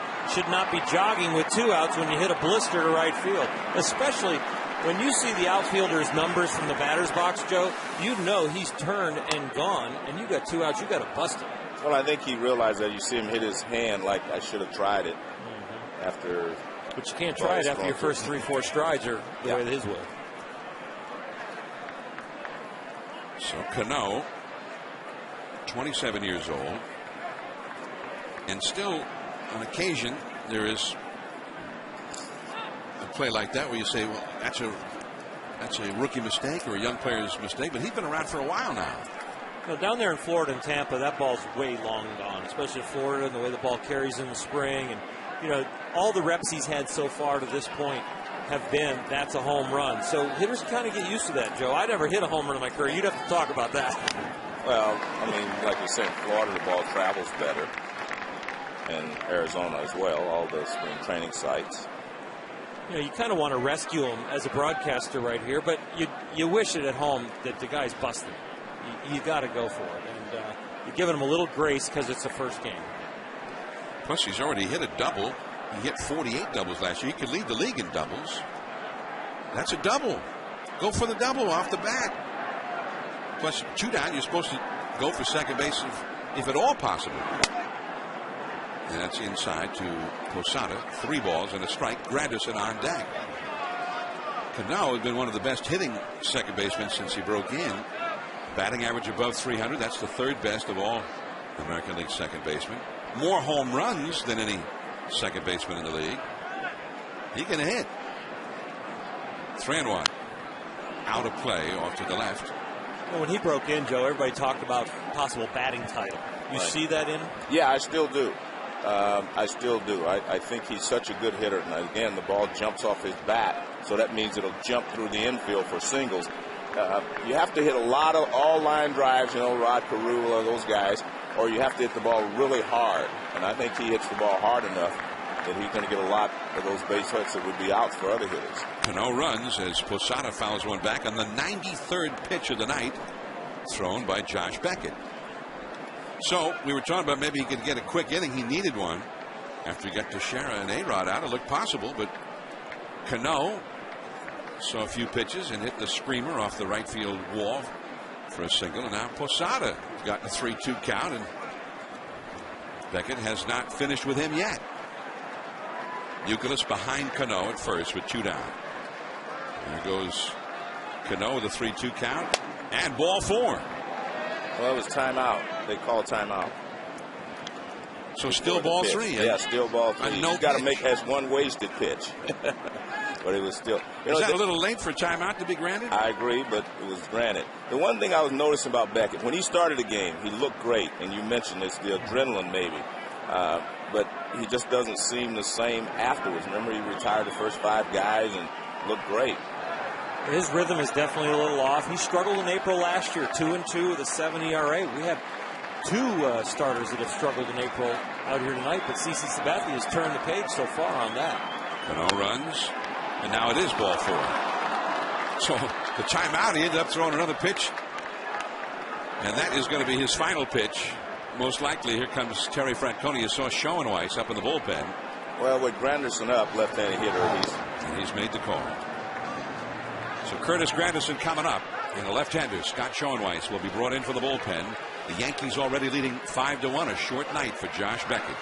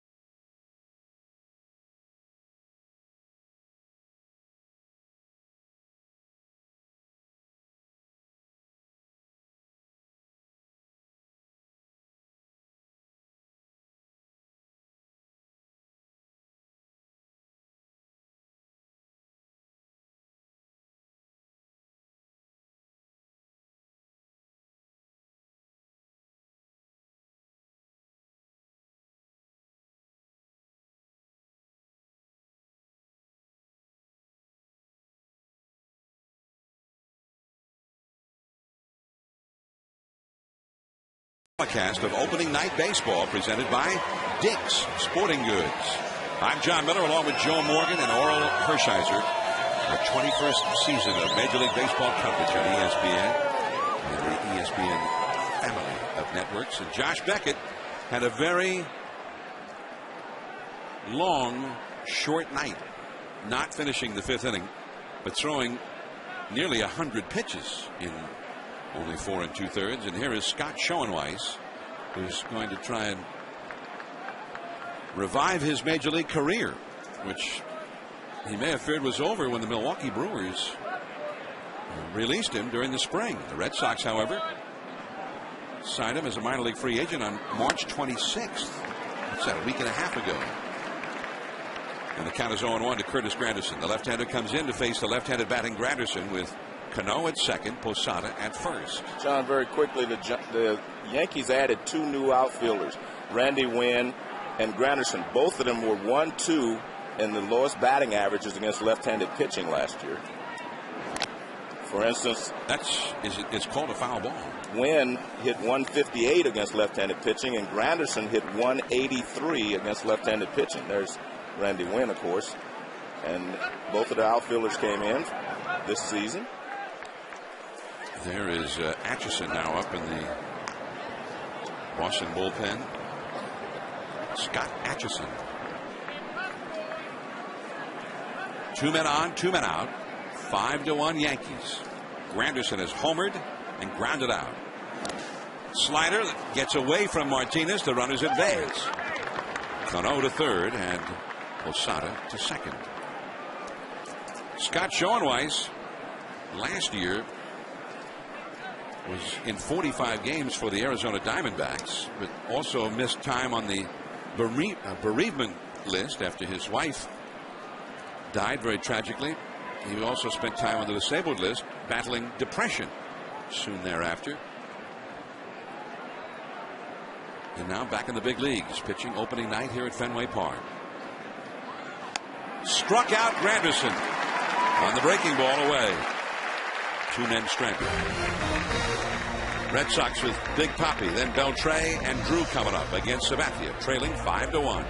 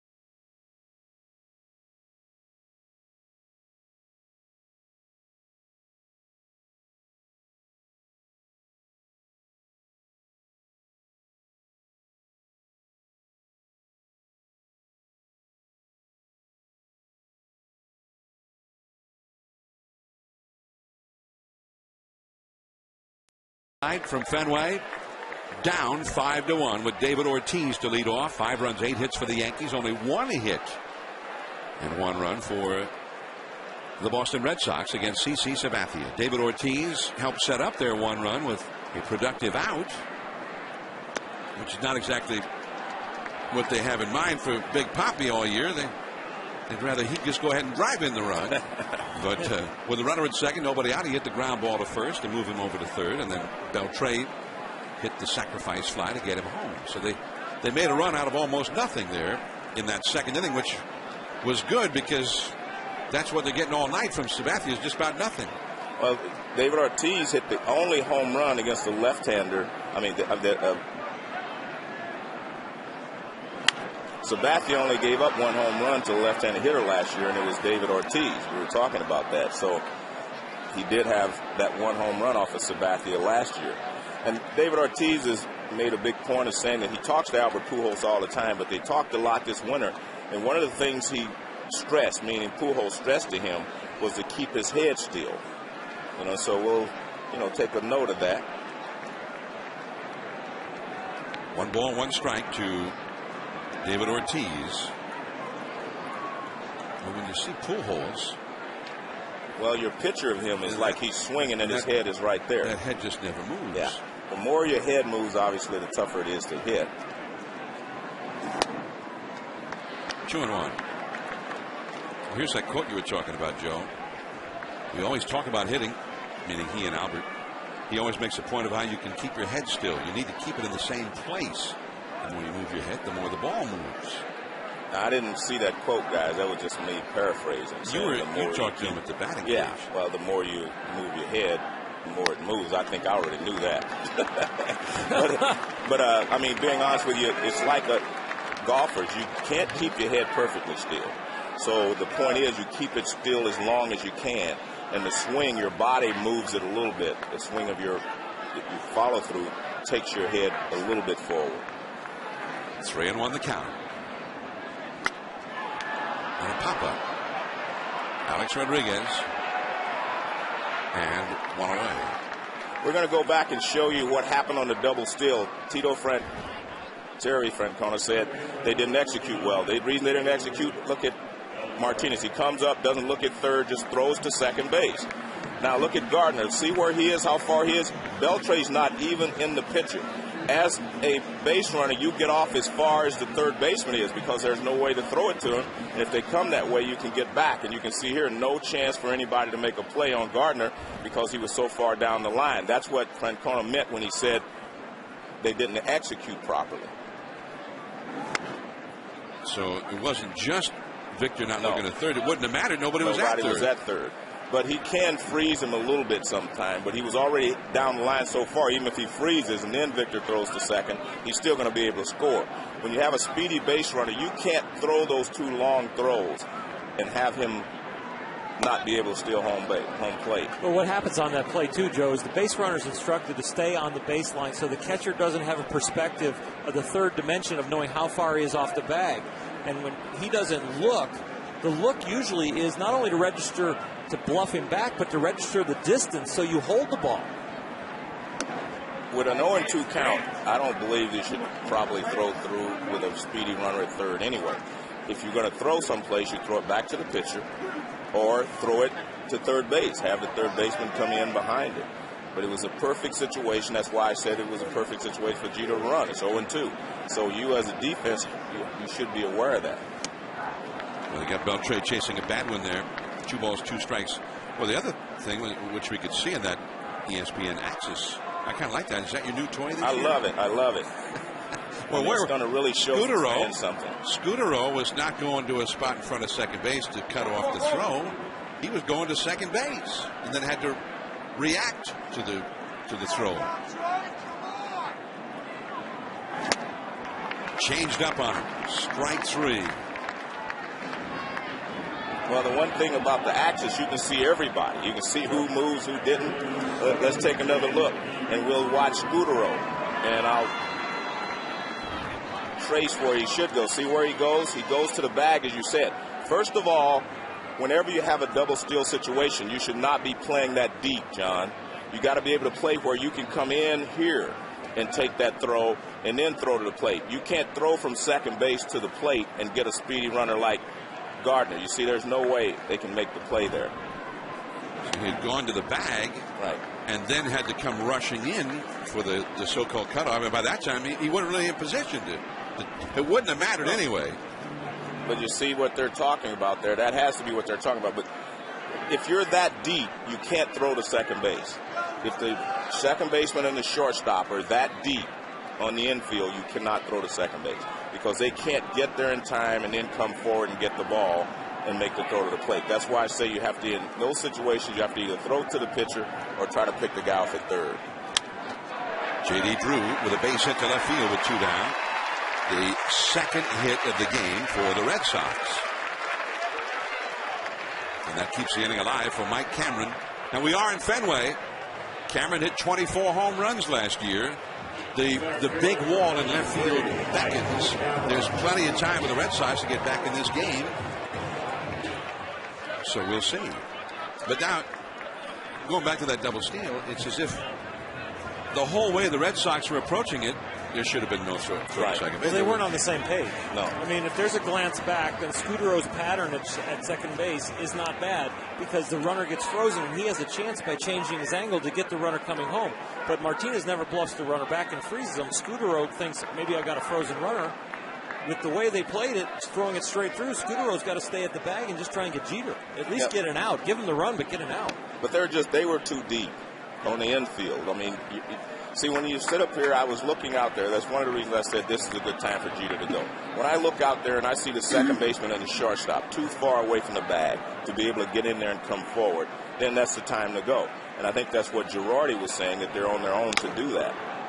Because they definitely were not in a position, meaning the infielder, the shortstop or the second baseman, to be able to come in, take that throw coming forward, and get Gardner.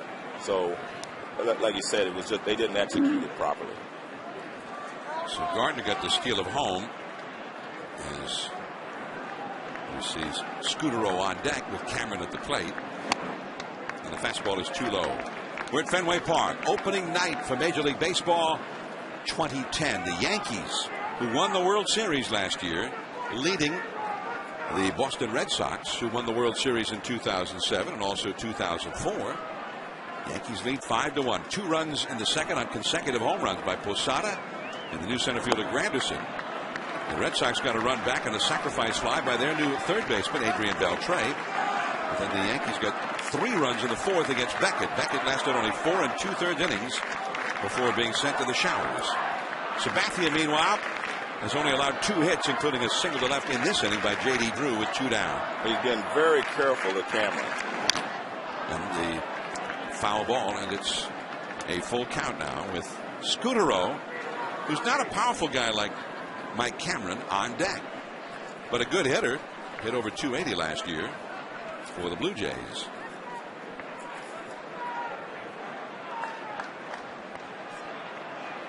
Here's Josh Beckett. 4 2/3 innings pitched, 5 runs allowed on 8 hits.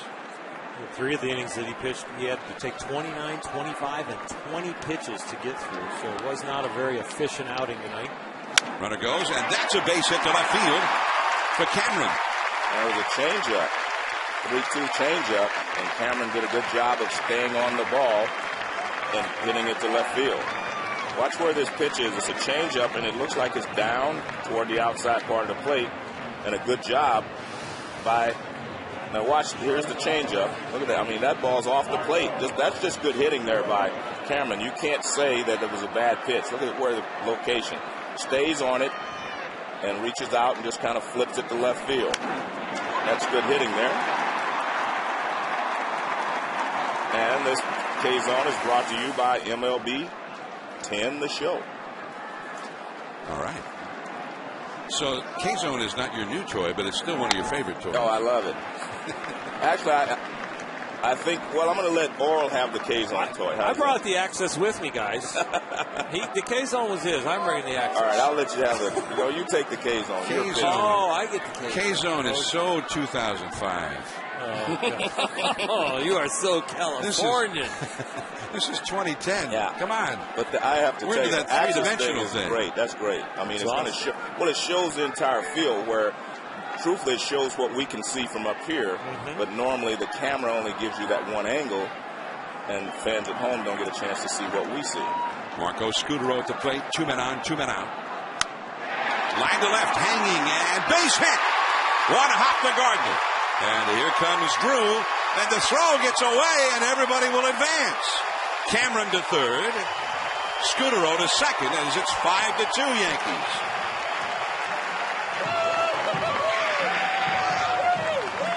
Two other runners into scoring position when only one should have been. And we'll see if they end up paying for that with Ellsbury coming up. And remember, all this started after 2 outs. David Ortiz popped up, struck out Beltre, and then he got in trouble. Scutaro is a line drive machine. 23% of the balls left his bat last year were line drives. That throw right there is just not going to happen. And we've got some guys in left field that haven't played there very much, but you still don't know how to hit a cutoff. Well, you're just where was the throw supposed to go? Third base. Well, why not to the shortstop? The shortstop's out there. Yeah, but throw it to third base. That'll keep the runner that was on first from going to third. So you think he was attempting to do that? I mean, that should be about the easiest throw a left fielder would ever make. Nobody's even attempting to do it. Actually, he was trying to throw it home, but I mean, I don't think that. So you think he was trying for the runner? Yes. Well, he got all the way to the plate. I think so. Look, it's still, it got within about 40 feet of the plate. Yeah. But more, it was headed toward the backstop. But it's still, early in the season, so we'll give him that. If I'm Brett, I'm asking to come out tomorrow for a little extra work here in left field on the day off. Ellsbury with strike 2. Well, see, I think he's trying to throw to the plate. He's obviously overthrew the cutoff man, the shortstop, and he overthrew third base. So the play he was trying to throw it to the plate. But A-Rod would have been set up for a cutoff at the plate if he wanted. You got a brand new left fielder that picked up a lot of information there. He had a shortstop, a third baseman, and a catcher in his vision. He hasn't been in that position very long at all, and he made a big mistake. No and swing. He flinched. He flinched on it. We just didn't know at the moment of truth. He really didn't make a decisive decision. If you told Brett Gardner to throw to a certain guy, he's a big leaguer, he could hit him. There had to be something between the ears that went wrong. Well, now, with that error, if Ellsbury gets a base hit to the outfield, this is suddenly a one-run game. Cameron at third, Scudero at second. Off the outside, as 3 straight Red Sox have reached base. They'd only had 1 hit against Sabathia, but 2 down and nobody out here in the 5th. Now they've had 3 consecutive hits. Small ball at Fenway Park.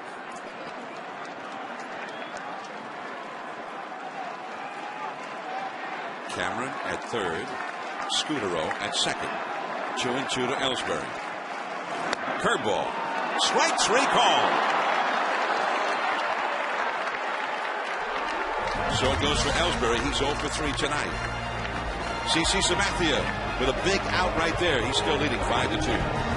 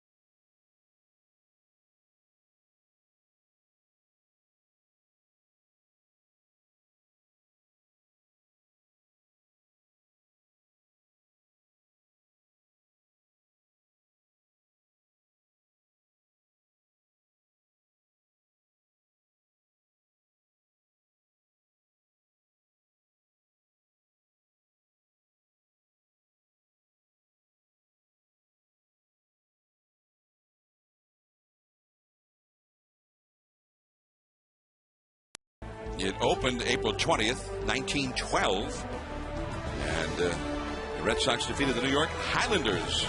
That name was later changed to the Yankees. In the first game at Fenway, 7-6 in 11 innings for a crowd of 27,000 fans.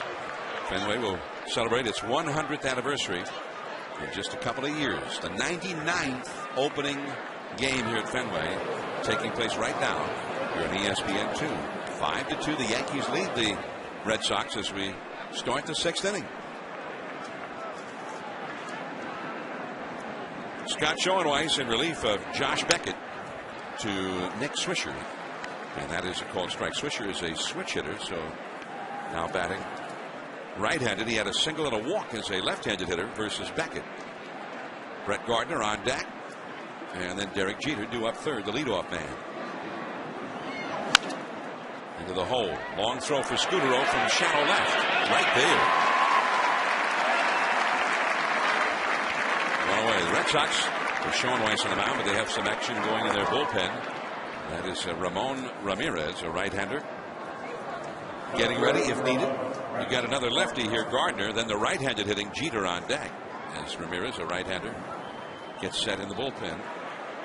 We mentioned Fenway Park. You can't get a ticket to a game at Fenway now. The Red Sox tonight selling out a home game for the 551st consecutive time. The last time they failed to sell out a game at Fenway was May the 1st, 2003, almost 7 years ago. Brett Gardner showing bunt, taking a called strike. Gardner, who had what I would have to say was an embarrassing moment there. Red Sox half of the 5th with that wild throw. But you know what he did? He was the first guy to greet CC when he came in for picking him up. I mean, I noticed that when he came off the field, he waited for CC to come off the mound As soon as he got to the dugout, he was there thanking him, gave him a high five for picking him up. CC had his back. We had a nice conversation in our production meeting about winners and losers as far as pitchers and earn runs and pitchers that have heart, that respond to situations like that. Yep. Way to pick me up. The first one to see him. Thank you. Yeah. That fourth out sometimes is the key to winning pitchers. You know, those guys that have enough heart to play through and push through those errors. And it takes a special pitcher, like you say, those to be able to, a lot of times guys make an error behind the guy and he just kind of lets down. The other alternative is to pick the guy up behind you. Shallow right center field. There's Cameron. And Gardner is retired for the first time. He had 2 singles and an RBI earlier. Let's go to the studio now. Here's Steve Berthiaume with the SportsCenter in-game update.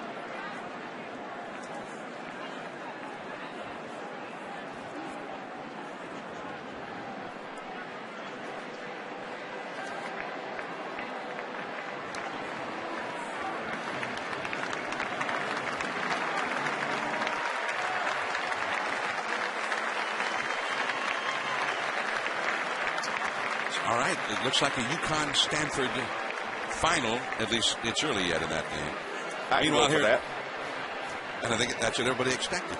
The 2 best teams in the country. Ramon Ramirez in for the bullpen for the Red Sox to face Derek Jeter when we come back. 5-2 Yankees.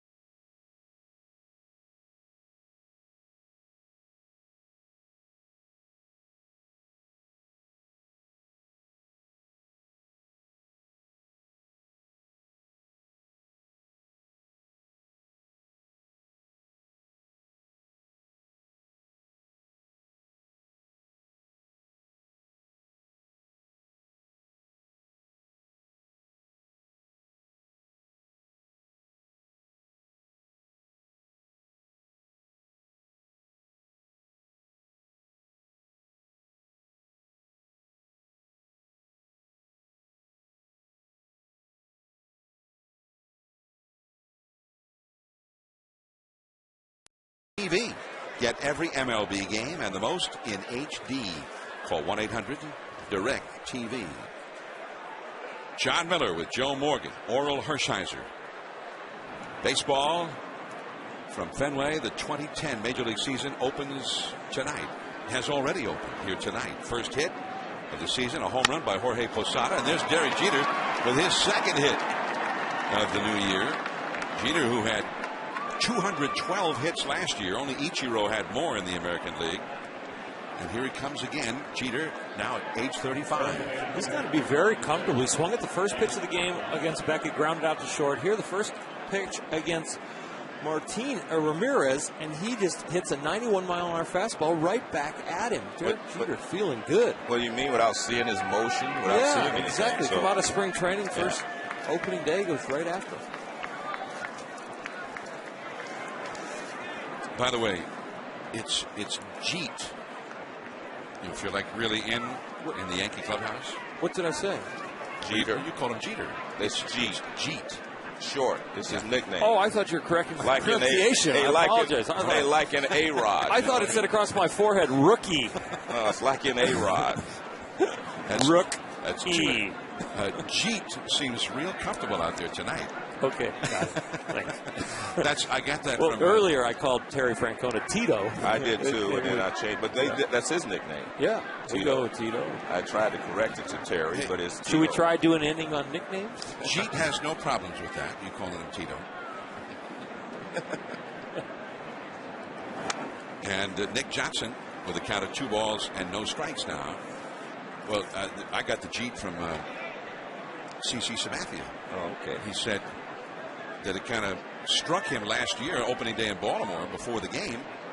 You see, he said he had the normal nerves you have that usually channel in a positive way, but all of a sudden he saw Jeet and then Posada and Mariano Rivera in the clubhouse wearing that New York across their chest, walking across in full uniform, the clubhouse. And he said the impact of what he had done really hit him right then. Like, wow, I'm on the Yankees. I'm with the New York Yankees, the most successful team of all time.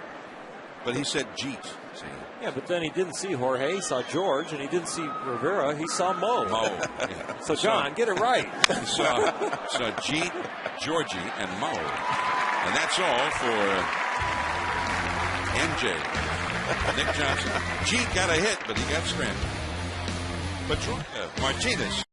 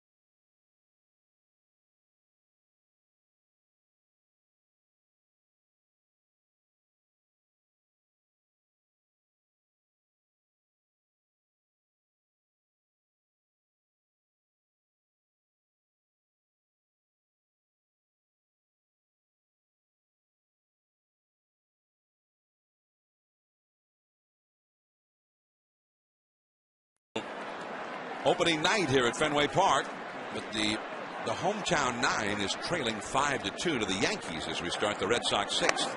And Dustin Pedroia leads off, hitting number 2 in the order. He'll be followed by Victor Martinez and Kevin Youkilis. So the big hitters are coming up for the Red Sox. And these first 3 hitters in the lineup, Ellsbury, the leadoff man, then Pedroia and Martinez, have all been shut down by Sabathia so far tonight. Well, his name is Petey. That's what they call him in the locker room. I try not to use nicknames. I usually try to pronounce them, Jeter or whatever. But if we're going to get into Jeet, they call Dustin Petey in the locker room. Gotcha. All right. I've always appreciated that of you guys over the 20 years or so using our real names. Yeah. I would never want you to use my nickname. Bulldog, the first name like Oral. We're not into nicknames, Bulldog. Thank you, sir. I'm John Miller along with Little Joe and Bulldog. He had to go there. See? Hey, they haven't called me that in a lot of years, but okay, I'll go for it. Way to go, John. Well, what was the preferred nickname? The sweet pea. Well, Harry Callis, you know Harry gave me that. He told me that. Harry the King. Harry Callis and Jimmy Wynn. Oh, boy. Yeah. Sweet pea? Well, I miss that when we would go to Philadelphia. The late Harry Callis would come by the booth looking for you. The and big he'd say, red machine has a sweet pea. He'd come in and he'd say, John, have you seen the sweet pea? Well, that was before I went to Cincinnati. When I went to Houston, we were all there together. Tell him Harry the K is looking for him. That's ball 4 to Pedroia.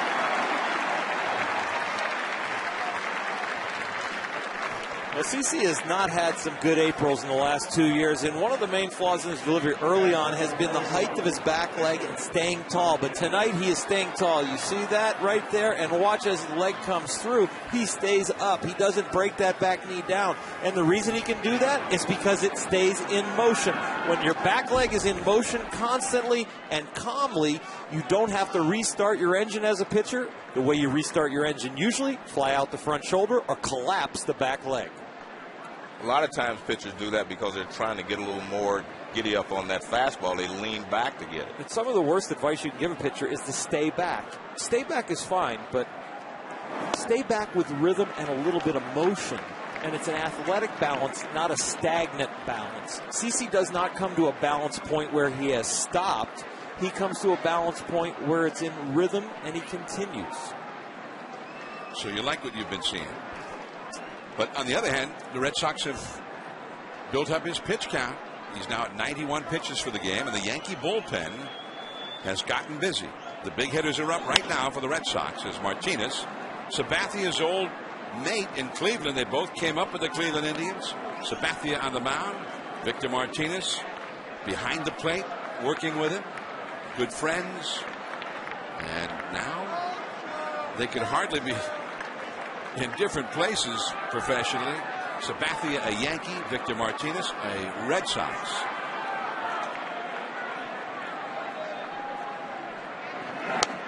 And the changeup is way off the outside. The Yankee bullpen, as we mentioned, is working. Robertson, David Robertson, a right-hander, is getting ready out there. Right-handed hitting Youkilis is on deck. We're only in the 6th inning. A long way to go in this ball game at Fenway. Could be another one of those epic struggles at Fenway. It's a strike call. At the knees on the inside. Martinez didn't seem to like that call.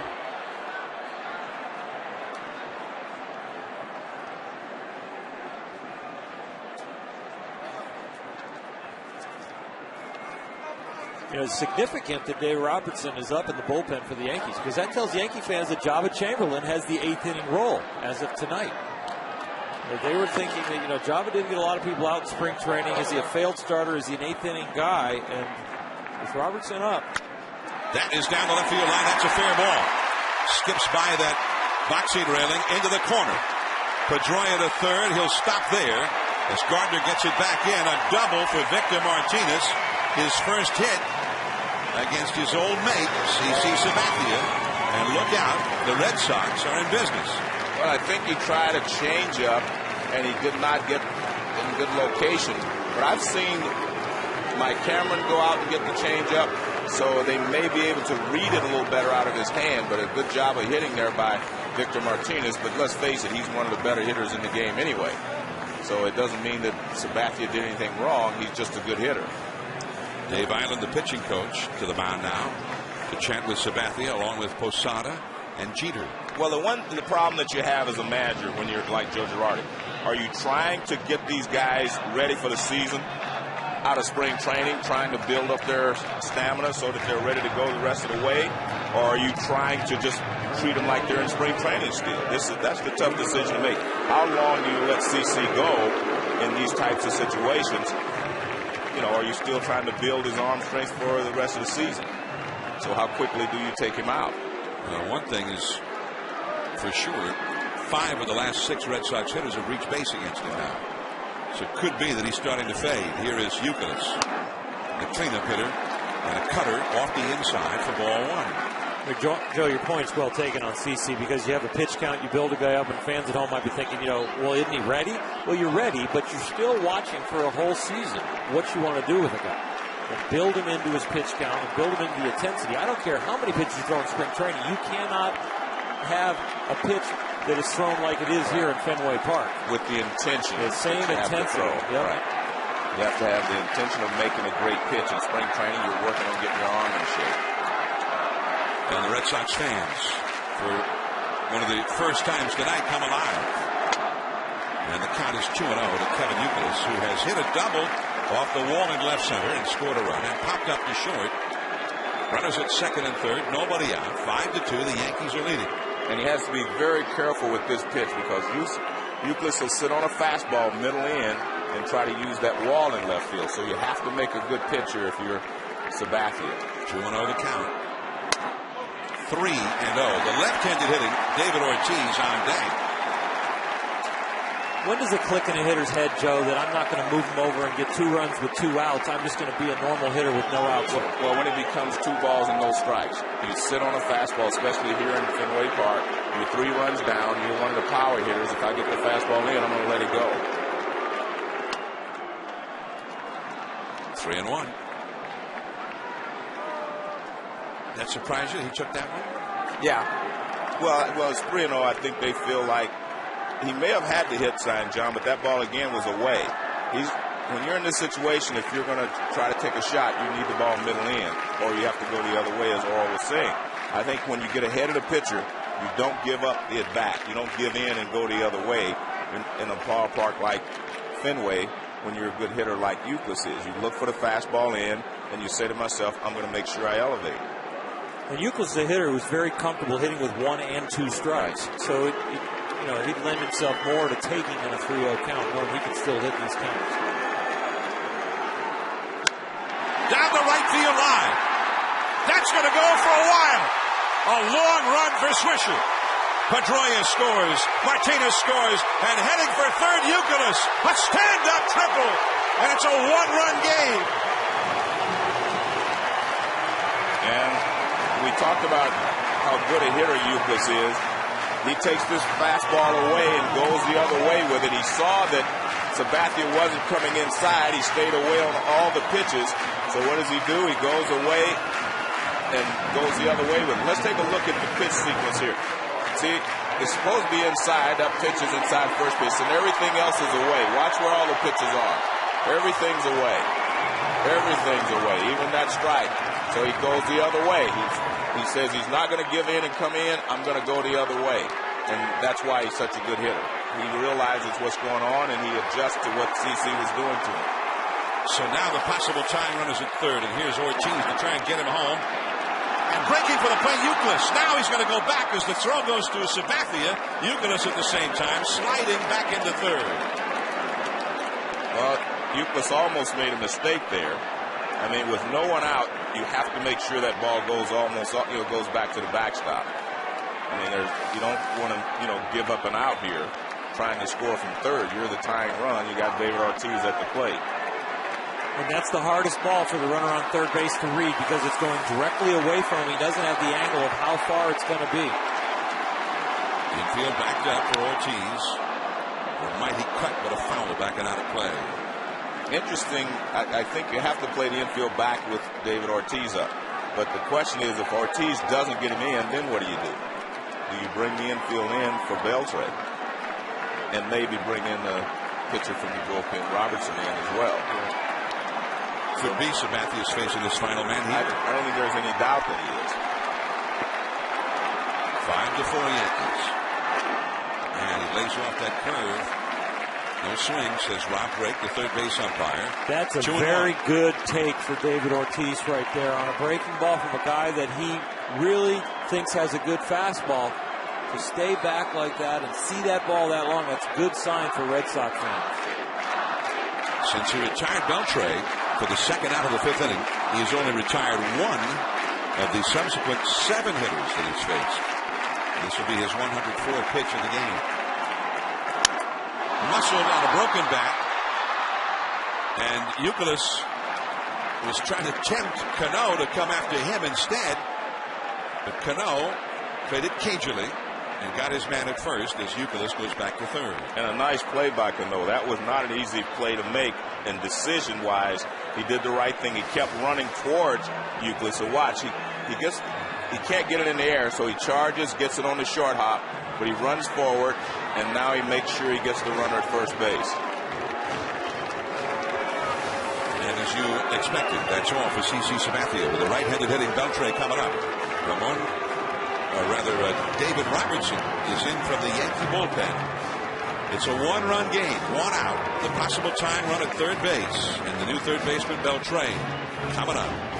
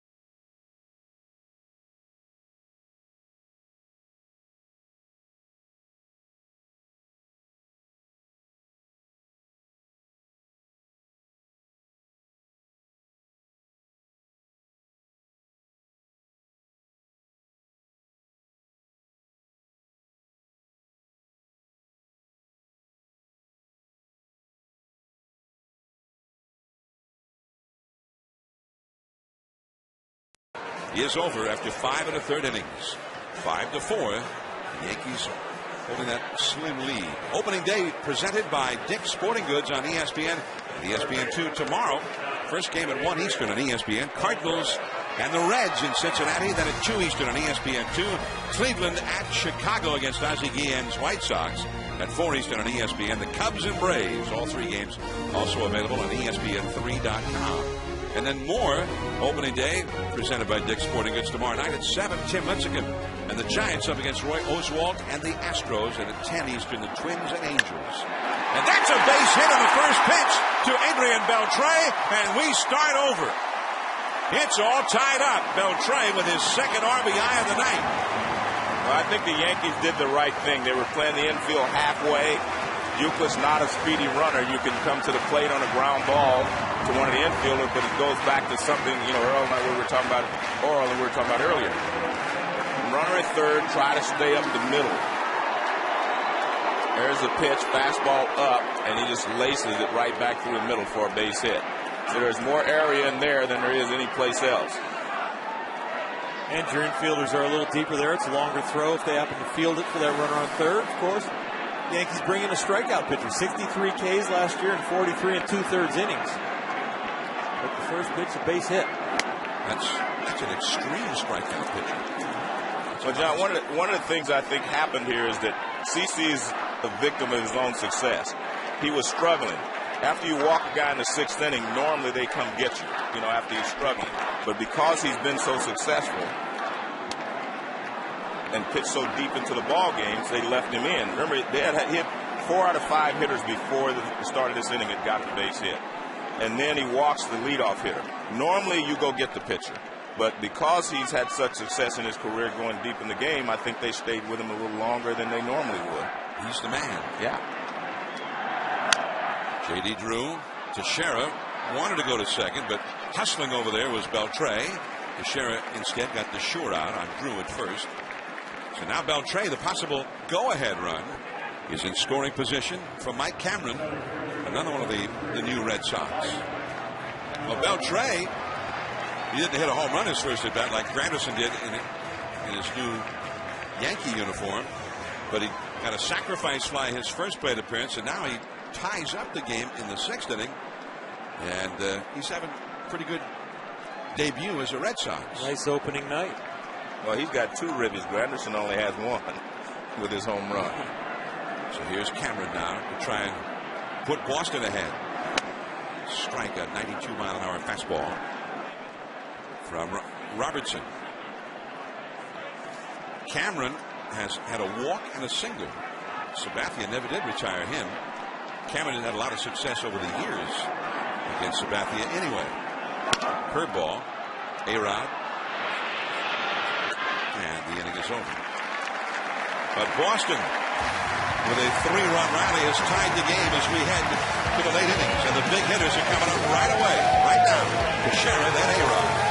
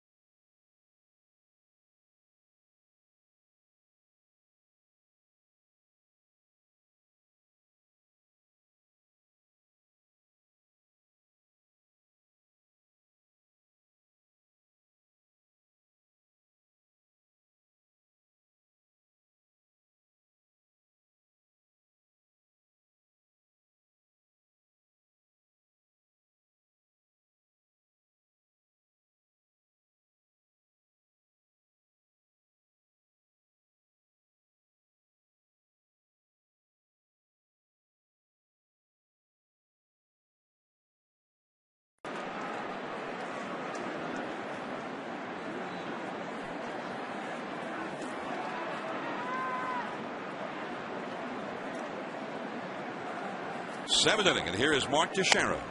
Last year, tied for the American League lead in home runs and led the league in runs batted in, facing Ramon Ramirez, and he has had some success against Ramirez. 2 for 4 with 2 home runs.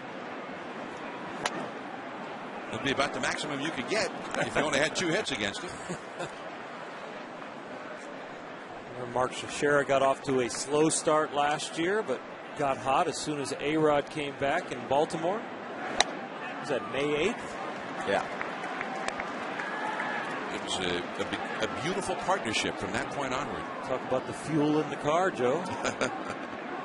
A-Rod is on deck here. Neither Teixeira nor A-Rod has had a hit tonight. 3-1 the count. One of the things with Mark Teixeira getting off to a slow start, being a switch hitter, you just don't get as many reps in the batting cage in spring training and see each other. It takes him a while to get both swings down. And he leads off with a walk. Well, I guess Ramirez figured, hey, I better be oh so careful. This guy's taken me deep a couple of times. John, you can always tell. That's why I asked about Cameron, the way CC Sabathia pitched Cameron. It tells you that they've had success against him. Not the kind of success Teixeira had by hitting home runs, but Cameron had hit .467 against CC. You know, so, and CC knew it, so he was being careful with him, and I was just watching the way he pitched him the entire ball game. Well, A-Rod has only had 1 at bat in his career against Ramirez, and Ramirez struck it out. But not this time. Deep left field. That ball is high off the wall. Teixeira running hard all the way to third. He'll stop there as Ellsbury fires into Beltre. A double for Alex Rodriguez. You know, there was a talking about earlier about balls that, you know, may go out of here that wouldn't go someplace else. Well, that ball may have gone out of another ballpark it was a line drive, and it hits off the top of the wall. The ball goes out of yellow. Yeah, look at that. That ball looks like it's out of here. Yeah. And it still hits the top of the wall. I think that ball would have been a home run in Yankee Stadium or most other ballparks here. The wall in left field is 37 feet 2 inches tall. But you see the difference there. That ball did not bounce straight back to him. It hit the wall, kind of died out there, and he had to go get it. Left-hander Hideki Okajima comes in from the bullpen with Robinson Cano, a left-handed hitter coming up. Tie ball game with the Yankees with runners at second and third. We'll be back.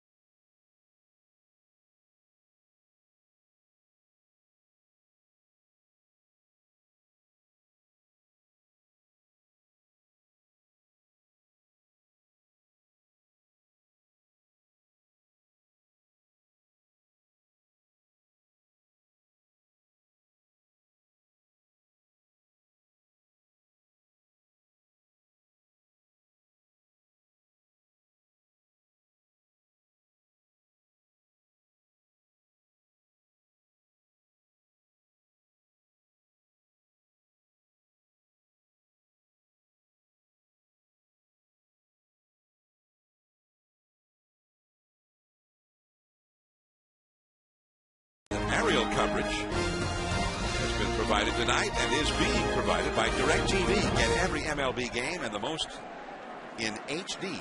Call 1-800-DirecTV. John Miller, Joe Morgan, Oral Hershiser with you from Fenway. Top of the seventh. The Red Sox have just tied the game with a 3-run sixth, but now a walk to Sharon, a double by A-Rod. The Yankees have runners at second and third, nobody out. And Robinson Cano, the fifth place hitter in the absence of Matsui. And Cano still having to prove that he could be an RBI man. He did not do well in these kinds of clutch situations last year. Okajima, on the other hand, excelled against lefties last year. In particular, you see his overall numbers. He wasn't as strong overall as he'd been the previous couple of years, but lefties only hit 167 against him. It's not always about a breaking ball with him. He commands his fastball on both sides of the plate, an outstanding changeup. The infield was deep, and Pedroia thought about the plate with Teixeira running on contact, but he scores, and Pedroia got the out at first. It's 6-5. The Yankees right back ahead. Well, we talked about Cano making a wise play early. That was a wise play there by Pedroia. He had to go to first base. When you're this deep and it's a long throw, see, this is a long throw. Everybody says, well, he may have a shot at it. No, that's a long throw to make with the runner on the move like that. And we'll get a chance to look here. Now watch, this is a long throw. He couldn't get it there in time. So he made the right play, and you have to give Cano credit for doing the job. He pulled it to the right side, got the runner in, and moved A-Rod over to third base with less than 2 outs. So he didn't get the hit, but he did the job. Right side of the infield pulls in now for Posada, batting right-handed. And that is too low for ball one. Another lefty, Granderson, is on deck. That's what we talked about, too, in that at bat about getting the ball up the middle of the field again. Longer throw for Pedroia. Youkilis, that ball's the first base of Youkilis. He has a shot at home. Correct. You're right. Alex Rodriguez down the line from third with 1 out. Right through the middle. So Posada, with his second RBI of the night, picks up A-Rod. This Yankee offense, they're not just powerful, they're efficient. A great situational at bat by Cano. And now Posada, as he's done so many times over the years, cashing in a big run, and the Yankees are up by 2 again.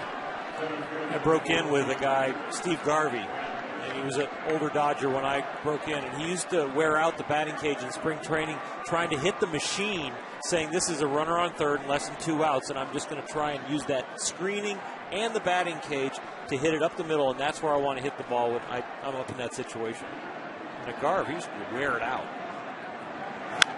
Curtis Granderson, who was not good against lefties last year, hit only 183 against lefties, and Okajima, who almost never gave up a hit to a left-handed batter. Not a good scenario for Granderson on paper. He hit a home run in his first at bat as a Yankee, and it was a long one back in the 2nd inning.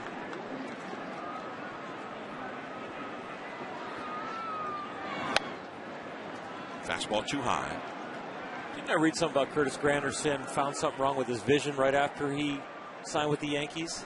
That his vision got improved, I think, with his medical checkup with the Yankees, and they thought that might have related a little bit to the troubles that he had with lefties, because prior to last year he was pretty good against lefties. I think he hit about 242, but he just fell off the cliff last year. Well, they said in spring training now he is picking the ball up a lot better off of left-handers, and they've calmed him down a little bit in his swing, but they expect this guy to hit really, really well this year. There's not a nicer human being in the world than this guy. This guy's amazing. Smart kid, too. Oh, yeah. 2-1 to Granderson. Ooh. Changed up. That's the changeup you're talking about, Oral. 2-2. Well, I don't know what it looks like to Joe as a hitter, but as a pitcher, when you throw something like that, it's kind of Bugs Bunny. You know, you play catch with a guy like that out in the, down the line before the game in batting practice, and it's like you almost want to catch it twice. The arm speed is so fast, and then the ball comes out like a marshmallow. 2-2 the count. Posada at first. Now it's a full count. What about Posada here? He's not a fast runner. He's a catcher. Well, it doesn't, the percentages aren't in your favor because he strikes out a lot, meaning Granderson struck out 141 times last year. It's not in your favor, but hey, you got a 2-run lead, put the pressure on if you want. But I don't think it's a good running situation. Posada not running. And that is a walk. He came back with a changeup, missed too high with it. And that hurts if you're Okajima. That's the guy you got to get out with Swisher the Switcher coming up. On April 8th, don't miss the Masters on ESPN. That's the world's best battle for elusive glory and the coveted green jacket. First and second round coverage of the Masters April 8th and 9th on ESPN at 4 Eastern. Coverage of the Masters can also be seen on ESPN3.com. Here's Nick Swisher. It's been the lower part of the Yankee batting order that has done the most damage for the Yankees tonight. Swisher's had a single and a walk. 1 for 2 officially. 2 men on, 1 man out. And that is a changeup for ball 1. A left-handed hitter, Gardner, on deck. The Boston bullpen is going again. That's Manny Del Carmen, a right-hander who is throwing. This game is so mental. You're down 5-2 with CC Sabathia on the mound. You're Boston, you come back, you tie it up, and now your bullpen starts to give it up. You just have to fight through it. 2-0. CC, in all intents and purposes, won 22 games last year. He won 19 in the regular season, 3 in the postseason. And you're battling him in your home opener, and then your bullpen comes in and kind of wets the bed. That's a new baseball term. Well, if we're going to say Jeet and Mo and all the nicknames, That's what I used to say as a starter when they did to my outings. Usually said from rookies. So we had an age quotient there. Well, it is disheartening. You two guys have been here for 21 years. I've you never can't heard talk that. when I say that. Yeah, but I've never heard that before. I got a 21-year-old Booth quiet with one term. Did he say what I thought he said? I don't think so, John.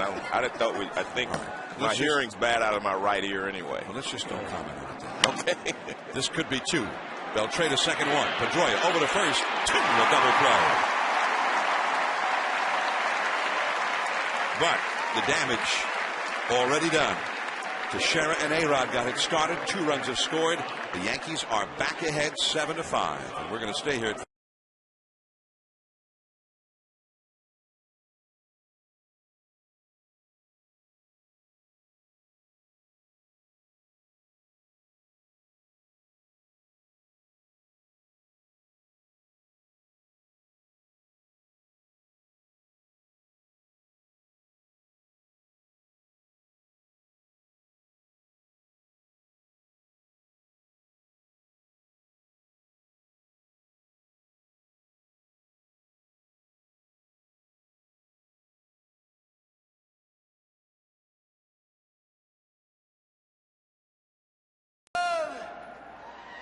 Stand beside her and guide her through the night with a light from above.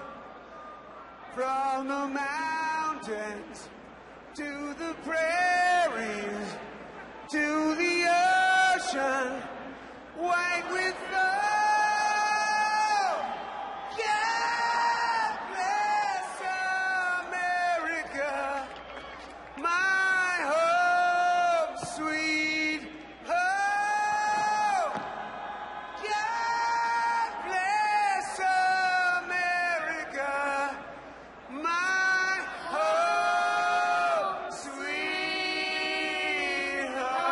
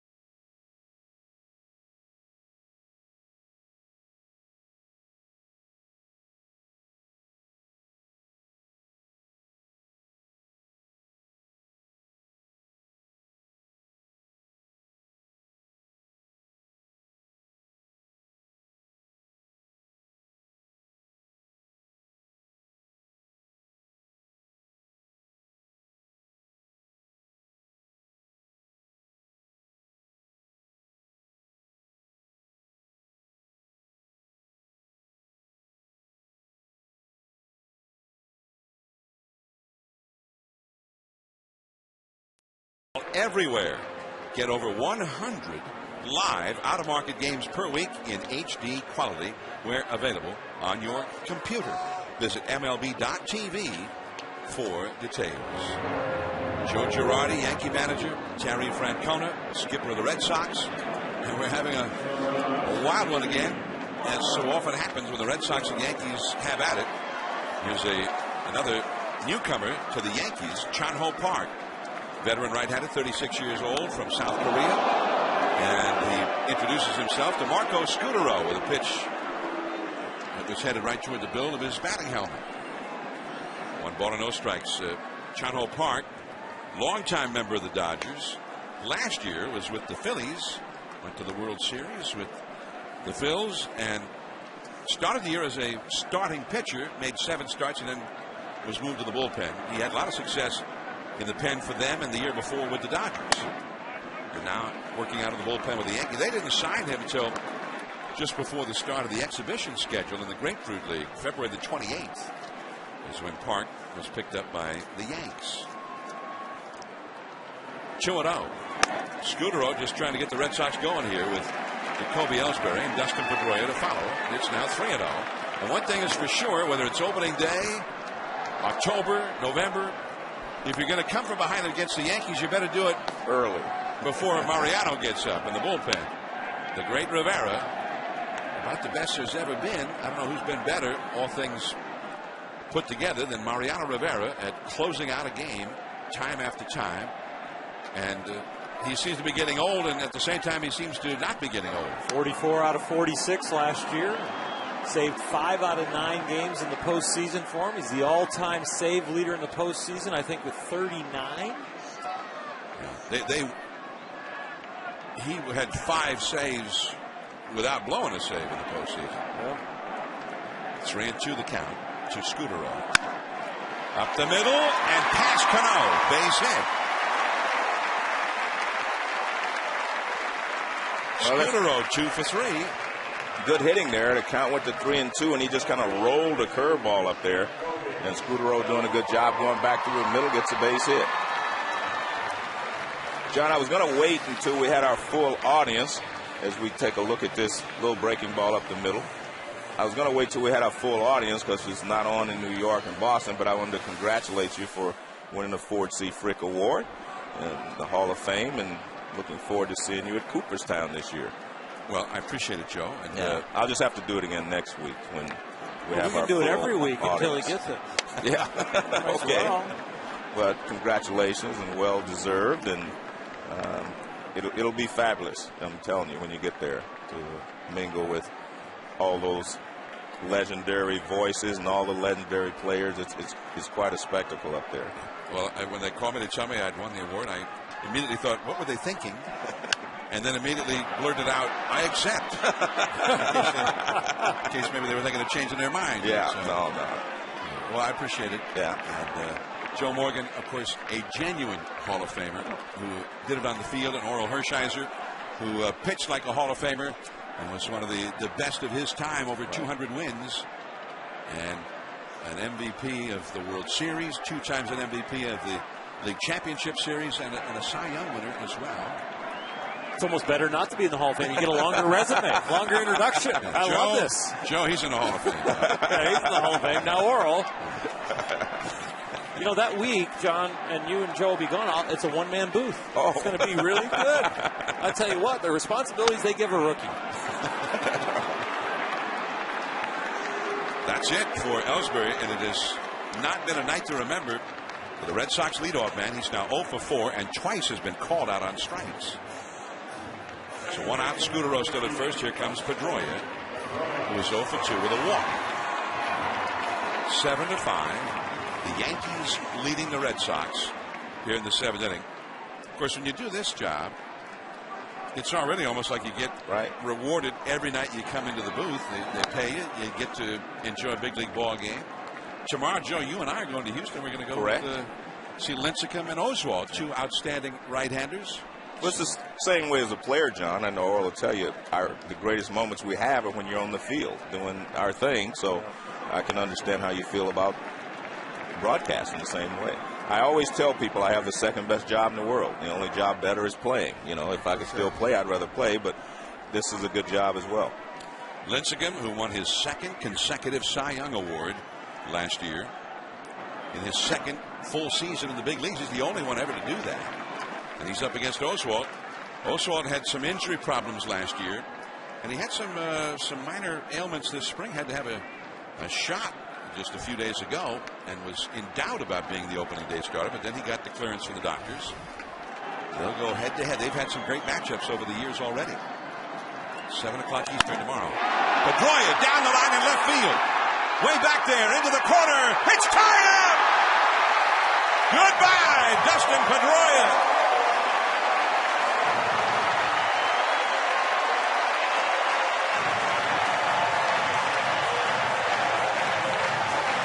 Well, one of the things that Pedroia says, he's going to hit 20 home runs this year. He had 15 last year, but he said he was going to hit 20. Well, he's got a good start. He struck out on a high fastball against C.C. Sabathia. This is a breaking ball. He's able to get the head out. The good thing he does here, Joe, for me, is that he takes this ball and he keeps it fair. That ball's a changeup, split finger that he left up, and he's a high ball hitter, and he did the right thing with it. Yeah, that's a pretty good job there. I'm looking for. You're right. He does keep it fair down the line. It didn't hook foul. So now, Victor Martinez. It's 7-7. It was 5-1 Yankees into the fifth inning. Red Sox got one in the fifth, 5-2. And they tied the game with 3 in the sixth. The Yankees untied it with 2 here in the seventh. The Red Sox have promptly tied it again. 7-7. Victor Martinez was grounded out twice, and then he doubled in the sixth inning.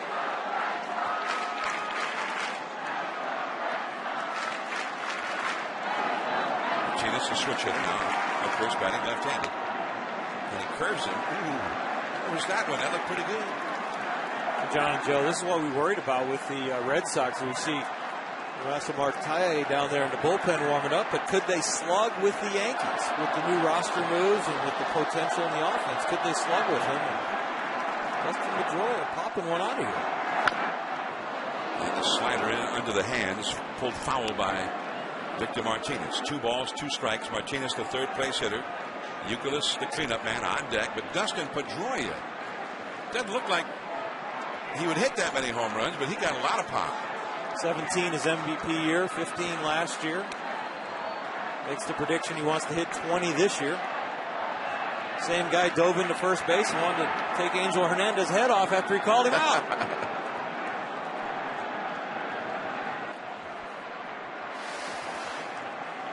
Little high change up. You see the target by Posada down low and away, and Dustin, he knew he hit it far enough, but we've seen a lot of guys today come out of that box jogging. Expected that it's going to be a home run, but Dustin was right on that one. That is just foul.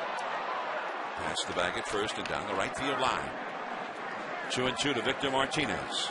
Pedroia, by the way, hit a home run last year on opening day.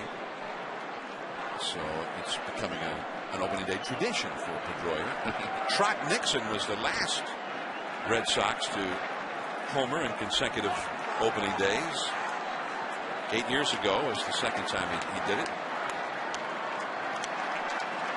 Victor Martinez has a lot of power. A very dangerous hitter. 2-2 the count. You know, in some ways, this is a Red Sox team that has to develop a new swagger.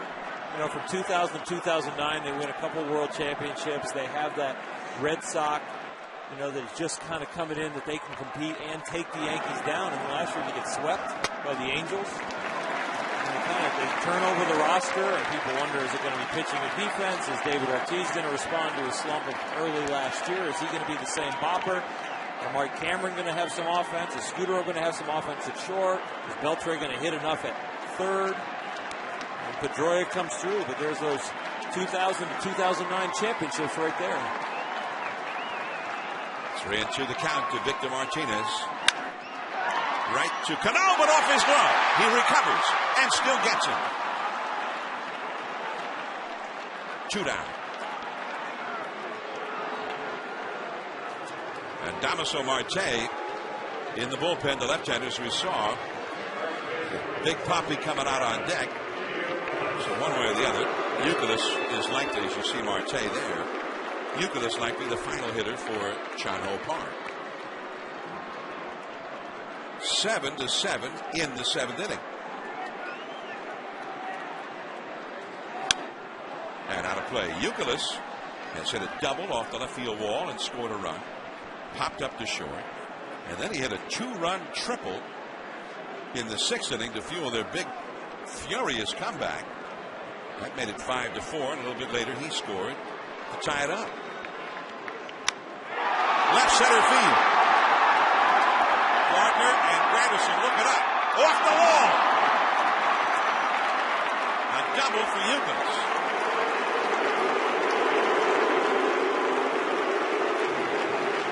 He's had 2 doubles and a triple. Well, first of all, he's not throwing hard enough to go inside on Euclid. He's kind of lucky this ball stayed in the ballpark, because if he pulls it a little bit more, it's out. So Damaso Marte will be summoned for the bullpen by Joe Girardi, with David Ortiz coming up. And Girardi wondering, perhaps, is there somebody who can get an out for us in the bullpen tonight? 7-7 in the 7th. Big Papi coming up as Pedroia has tightened.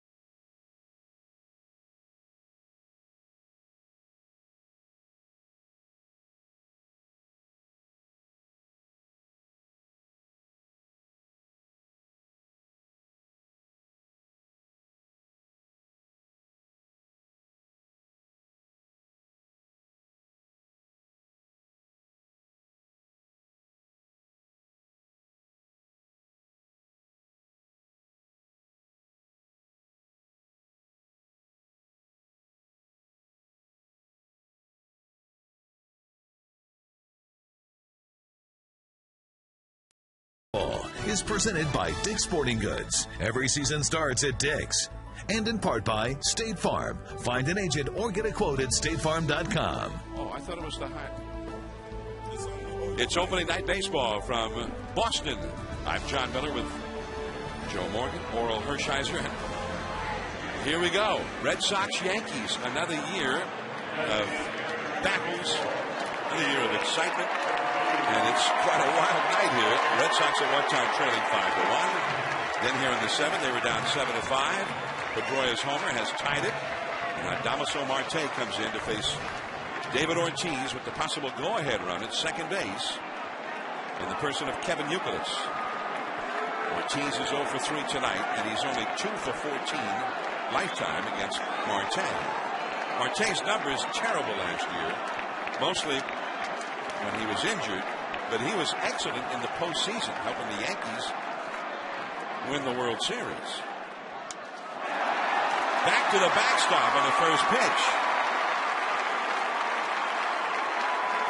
So now the possible go-ahead run is at third base. You know, we've talked about Big Papi last year, 28 home runs, 99 RBIs, which is pretty good numbers, but he was always the big guy in these kind of situations. You know, game on the line, you know, late innings, walk-off home runs, walk-off base hits.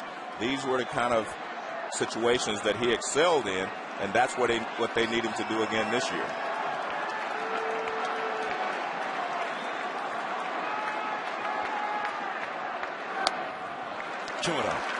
The right-handed hitting Beltray is on deck with the right-hander Jabba Chamberlain now warming up in the Yankee bullpen. Here's Jabba. 7-7 in the 7th. Ortiz backs away. So Marte last year appeared in 8 postseason games and never allowed a run against the Twins, the Angels, and the Phillies. And against the Angels and the Phillies, never allowed a hit in 7 games. This is not spring training, and it's a shock to your system. Not only to come in from spring training to a big league game and the lights are on and the fans are here, but it is a shock, even as a veteran, to feel that adrenaline rush again and get used to it. blew a fastball right by him. Cano Park didn't give up a run in spring training. 6 outings with the Yankees. Joe Girardi telling us he's throwing the ball really, really well. He kind of pitched scared tonight. Pitched backwards, didn't have a good fastball. Threw a lot of breaking balls when he's behind in the count. Left the ball up. Marte comes in, throws a wild pitch, the first pitch. And that one is off the glove of Posada. Youkilis scores! And for the first time tonight, Boston has gone ahead. Well, it's very easy to blame this on Posada because I think it's a pass ball. But when a guy comes in, he throws one low and away to your left, and then he turns around, throws one up and in to your right, it's very difficult to handle that. Now watch, I mean, look at the target. Now look where this pitch is. I mean, I still think he should have caught it. And, man, this is getting ugly for the Yankees because they couldn't hold the lead. But it's one thing you don't hold the lead and guys are hitting the ball. Another thing you just give away the go-ahead run, a wild pitch, and then a pass ball. It was officially scored as a pass ball. And then the left-handed specialist just could not throw a strike to Big Papi anyway. The man he was charged with getting out. So now Java in for the bullpen to try and hold the deficit. 8-7 Red Sox. Java coming in to face Beltre. When we come back.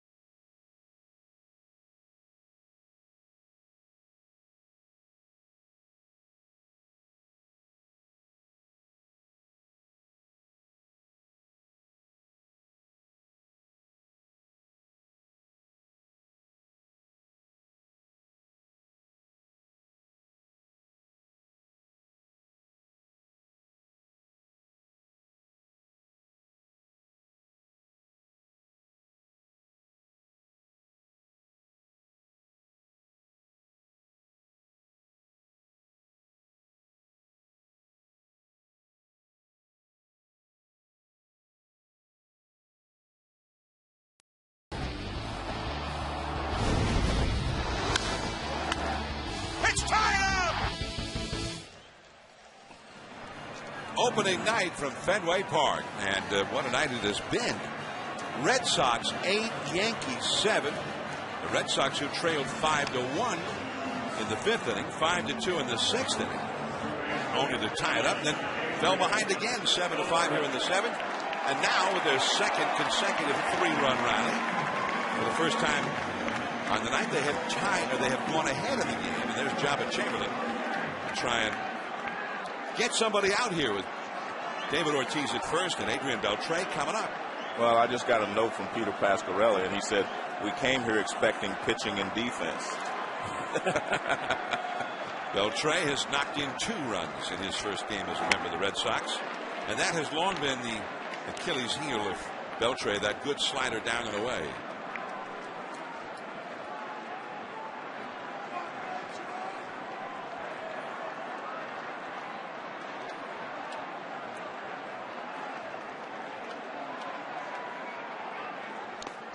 In the dirt, and this time blocked by Posada.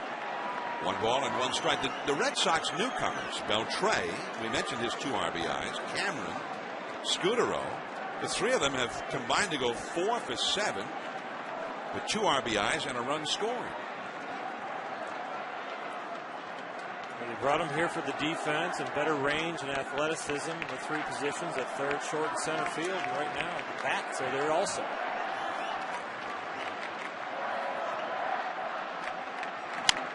And that's how to play. There is a school of thought that Beltray, out of Safeco Field, which is definitely a good place to pitch, and here into Fenway, which has always been a great place to hit, that he could be a revelation to the Red Sox this year. And he's kind of counting on that himself with his agent, Scott Boras. He signed a one-year deal as a free agent, hoping to have a much better year and get a much bigger contract. There is Cano to Jeter. And that's all for Ortiz. But a 3-run inning. Dustin Pedroia tied it with a homer. Now Boston is ahead as we go to the 8th inning.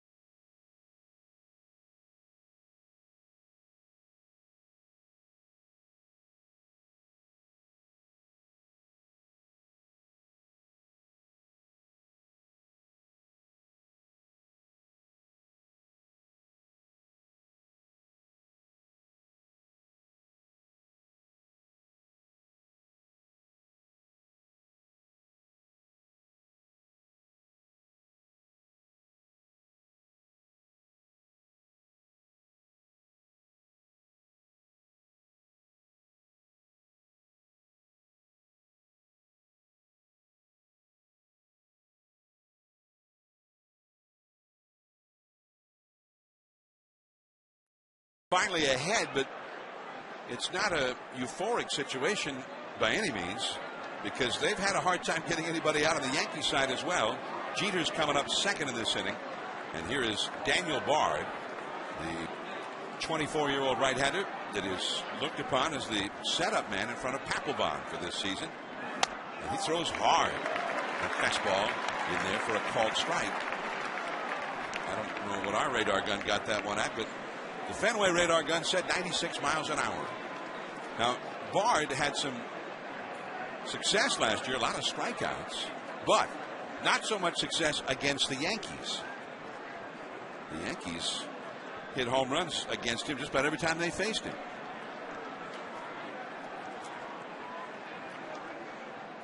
And his development as a pitcher was never about stuff. It was just about location and sequencing to be able to execute pitches, and he's learned to get ahead of hitters. He's learned to finish them off. Now it's all about consistency. At the minor league level, Joe, you know this better than anybody. They do it just as well as they do it at the big league level. They hit it as far, they throw it as hard, they field it as well, but they don't do it day in and day out. Right. Consistency is the key.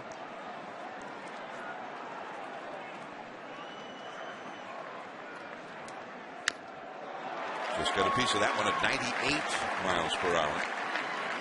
1 ball and 2 strikes. The Yankees have had 16 men reach base tonight.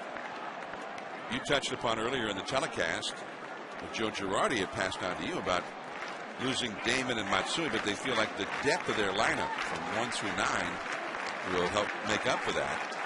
Every one of the Yankee hitters has reached base at least once tonight, and 7 of them have scored a run. 7 of the 9 Yankees have scored. Check swing, an appeal denied by Rob Drake, the third base umpire. 2-2. So that is balance up and down the lineup. Starting with Teixeira, the third place hitter, and everybody after. 7 Yankees in a row in the lineup have all scored 1 run, and they have 7 on the board altogether. But not enough on this night. They're trailing 8-7. And Gardner, who stole home back in the 4th inning for one of those runs, trying to get aboard here to get them going. Pedroia far to his left, covers up and got it. Here this one away. Now let's go to the studio and Steve Berthune for a SportsCenter in-game update.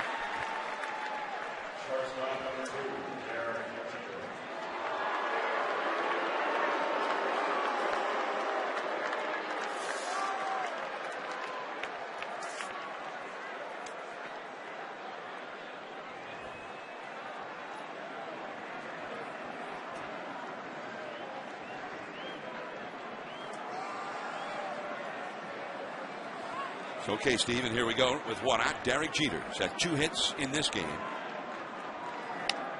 1 ball and no strikes, a 99-mile-an-hour fastball from Bard. Jeter last year had 21 games with 3 hits or more. And part of his 212-hit season, he hit .334 for the season. He's had 2 hits and an RBI tonight. And that's down and in. 2-0 the count. You see 99 and then you see 97. You'd wonder, where's this guy rank in all the big league arms? Well, last year in 2009, he was 3rd as far as fastest average fastball. Top was Joel Zumaya at 99, then Jonathan Broxton out in L.A., the closer, and then Daniel Bard. Up and in to Jeter at 98 miles an hour, fouled away. Somebody out there in San Francisco throws pretty hard, too. The Wilson kid, huh? Giants closer, Brian Wilson. Yeah. And there are some guys who can bring it around baseball. Yeah, I'm sitting here watching all these guys hit tonight, John. You know, I like to watch hitters. All these good hitters, all are completely different styles. You know, Jeter fights the ball off. A-Rod gets the barrel out front. You know, Pedroia, Euclid, they're all completely different. It just kind of shows you, you know, about baseball. I mean, it's so difficult to hit, and you have to find your own niche and your own way to get the barrel of the bat to the ball. But they're all completely different type hitters. I mean, I don't think if we were to analyze all these hitters one by one, we wouldn't find any similarities except when they get to the ball. Euclid, Bard covering. Jeter kept off the bases, a big out. With Nick Johnson coming up next, and then Teixeira and A-Rod. Now time to look at some keys to the season for the Yankees. Brought to you by Scott's. And you talked to Joe Girardi about this, Joe, earlier, replacing Johnny Damon and Hideki Matsui. Somebody's going to have to do it. Correct. And what about some of the elder statesmen on the Yankees? Are they still going to be as productive as they've been? And Javier Vasquez added to that rotation. He was one of the top pitchers in the National League last year. But he had a year to forget as a Yankee back in 2004. But I think we also saw something else we need to add to that, the middle relief. To that question mark tonight. Nick Johnson, yellow. As Marte and Chan-Ho Park did not show what they're made of. At least the Yankees hope they didn't. That's the thing about the Yankees, though. They almost have endless resources to go find somebody else if those kind of people don't do the job. And ball 2 with Teixeira on deck. Johnson would just like to get on base here, and he's pretty good at it. He had 1 walk tonight. Otherwise, he's 0 for 3. By the way, you're talking about some of these real hard throwers. Bard is certainly one of them. But the guy he's setting up throws pretty hard, too. Jonathan Papelbon, Red Sox closer. And he's trying to get this game to Papelbon for the 9th inning. 3-0. Papelbon has had to wait 5.5 months since his last outing, which was not successful. Papelbon starting to throw in the bullpen. He was not able to hold a lead in Game 3 of the division series against the Angels. And that was the night the Red Sox 2009 season came to an end. Wow. Bard now will have to face the man who tied for the league lead in home runs last year, Mark Teixeira. And he just could not find the strike zone at all, to Nick Johnson. When you're throwing 97, 99, 95, 96 miles an hour and you can't find the plate, that's when your teammates get a little upset because they know how hard it is to hit that stuff. And you got a 1-run lead with 2 outs and you walk somebody, that's just, it doesn't leave a good taste in anybody's mouth. And you get to Teixeira and then you get to A-Rod. Well, plus, the worst thing, the most damage Johnson could have done was to tie the game. And he's not a home run hitter. But now you got Teixeira. If he hits a home run, you're behind. And Teixeira's hit 2 home runs in 6 career at-bats against Bard. Randy Wynn, another new Yankee, formerly with the Giants in San Francisco, over to first base. Wynn, a veteran, but he is a very fast runner and capable of stealing a base. And as we've seen already tonight, the Red Sox do not defend against the steal very well. They allowed more stolen bases last year than any other team, 151. So here is Teixeira. Got the call on the outside. And truthfully, Bard with the high leg kick will allow Wynn to get a good jump if he wants to. I don't know if they want to send him with Teixeira up there and then A-Rod to follow, but Bard has the high leg kick, which allows you, if you're a good base runner, to get a good jump. And Wynn was able to get back to the bag standing right there. So he had no problem getting back. I don't have a problem with sending him here at all because then a base hit scores a tying run and A-Rod, big deal, he throws out. You can start with Teixeira and A-Rod leading off the next inning. They both got a chance to go yard then.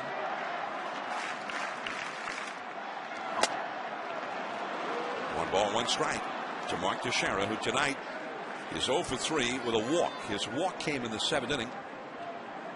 And then later he scored a run in that inning. Now the Yankees are trailing 8-7 here in the 8th.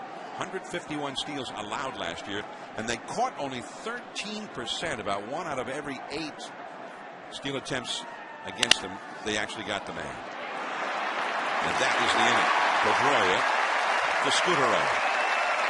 Hey, it's Sweet Caroline time here in Boston. They're going to get a special guest for that tonight. And surprise, I think, here at Fenway. Let's go to Carl Bean, the voice of Fenway Park. Neil Diamond. Oh, Neil.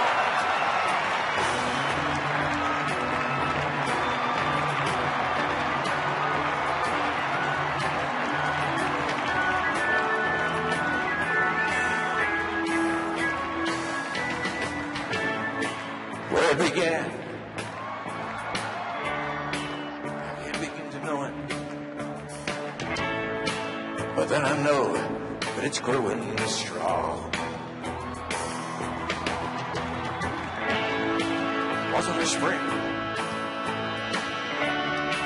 Spring became the summer. Who'd have believed you'd all come along? And touching hands, reaching out, touching me, touching me.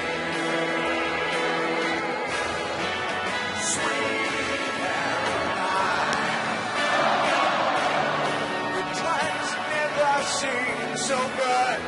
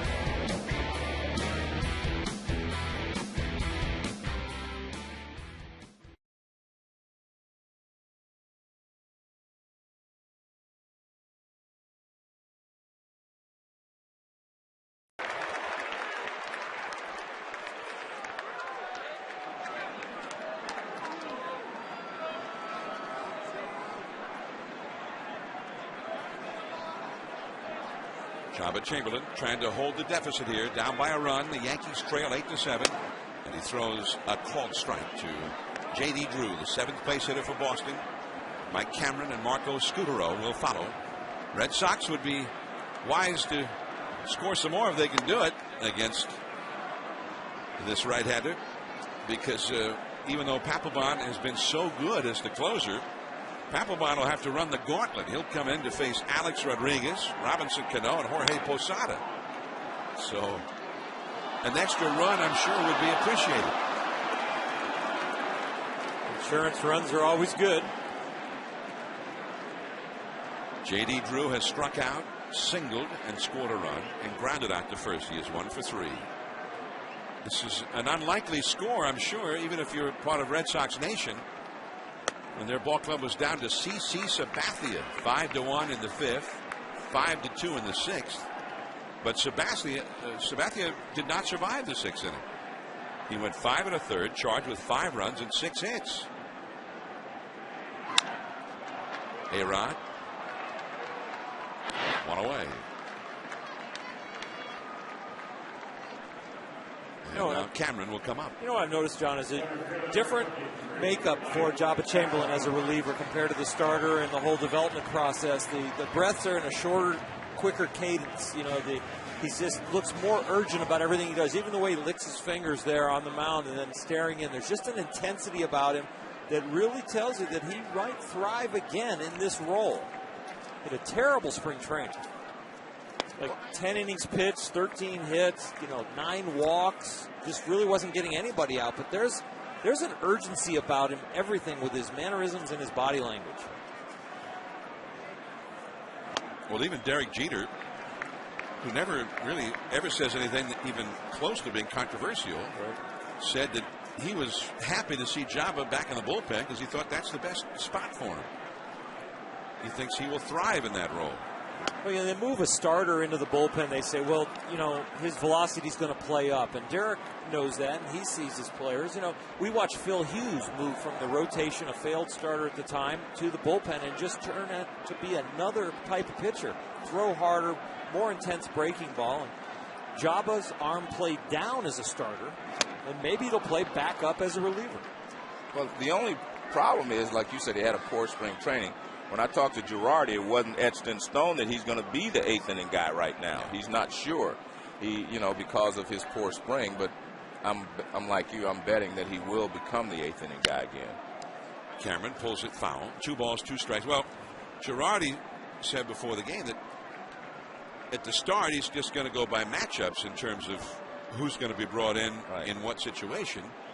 But ideally, as the season goes along, he'd like to see Jabba end up being that guy for the 8th inning, the way Hughes evolved into that last year. And Hughes was a starting pitcher when the season began a year ago and did not become the 8th inning guy until around the end of July or the early August. And then he was lights out in that role. When you sign a free agent or you trade for somebody, they get the role that they came from. And in some ways, Jabba is coming as a successful reliever to the pen. So you really can't downgrade him even if he has a bad spring training. He had already earned that 7th and 8th inning role when he came from that, and they said, let's have a development role to make him a starter. Up the middle, and base hit to center. Mike Cameron, in his first game with the Red Sox, is 2 for 3 with a walk. And keep in mind that we've talked many times about the new guys in each ball club, and almost all of them have done something good for their new ball clubs. But it's even more of an impact because of who they're doing it against. It's Cameron as a Red Sox against the Yankees. What a night. Curtis Granderson, his first game as a Yankee against the Red Sox at Fenway, hit a spectacular home run in his first at bat. It's important to get off to a good start when you're a new guy, but especially when it's these two organizations, because that weight can get heavy on you. Joe, you talked about it's important these guys get their first hit, first home run early. It's got to be extra important as a Red Sox game. Definitely. No, I mean, this starting against each other, this is one of the greatest rivalries in sports. So both of these guys have gotten off to good starts. Marco Scutaro. Now Scutaro, his first night in the 5th inning with 2 down and 2 men on, with his club trailing by a 5-1 score. He got a base hit to knock in the second run of the night. Clutch 2-out single for an RBI. In the 7th inning, they were down 7-5. He singled and started the 3-run rally that put them ahead.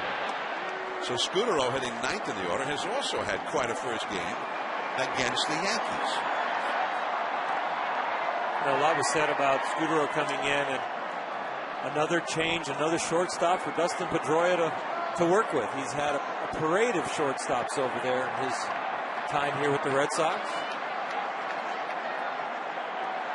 It was even hard for Terry Francona to name all the shortstops that he played for the Red Sox over the last few years.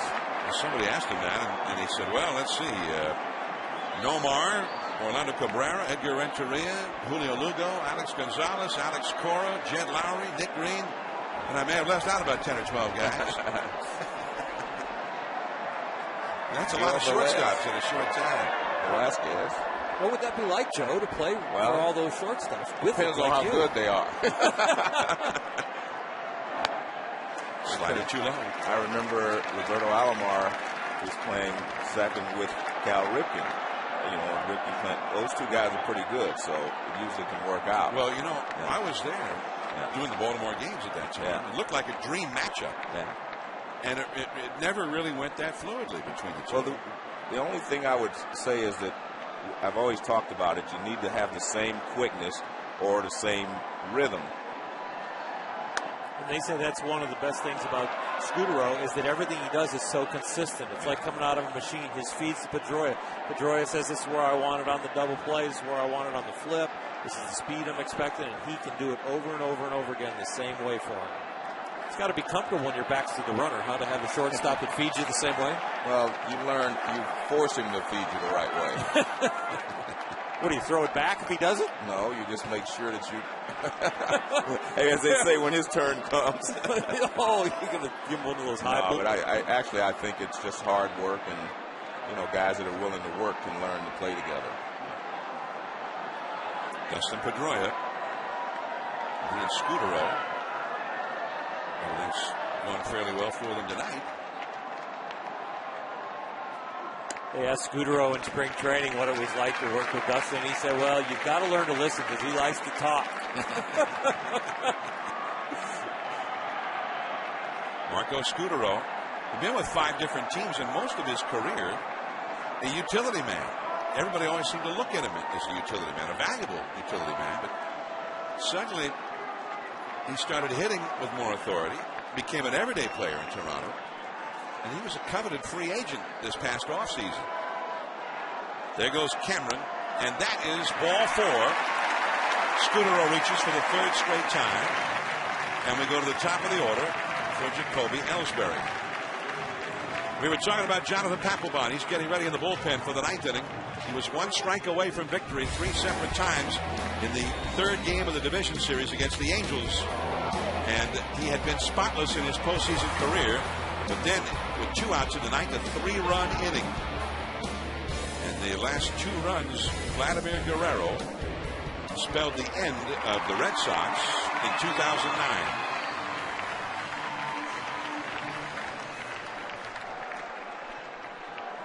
So with 1 out, 2 men on, here is Ellsbury.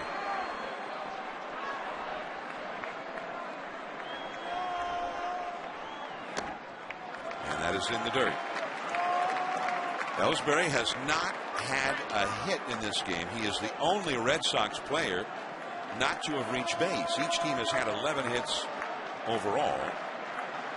David Ortiz is also hitless tonight, but Ortiz walked in the 7th inning. Ellsbury has flied out, grounded out, and twice been called out on strikes. Pedroia on deck. And that's over the outside, a fastball for a strike. Ellsbury last year had 70 stolen bases. I don't know that they'd ever seen somebody do that here in Boston. since Tommy Harper was in that area. And Tommy didn't steal 70. He stole to the 50s. Yeah.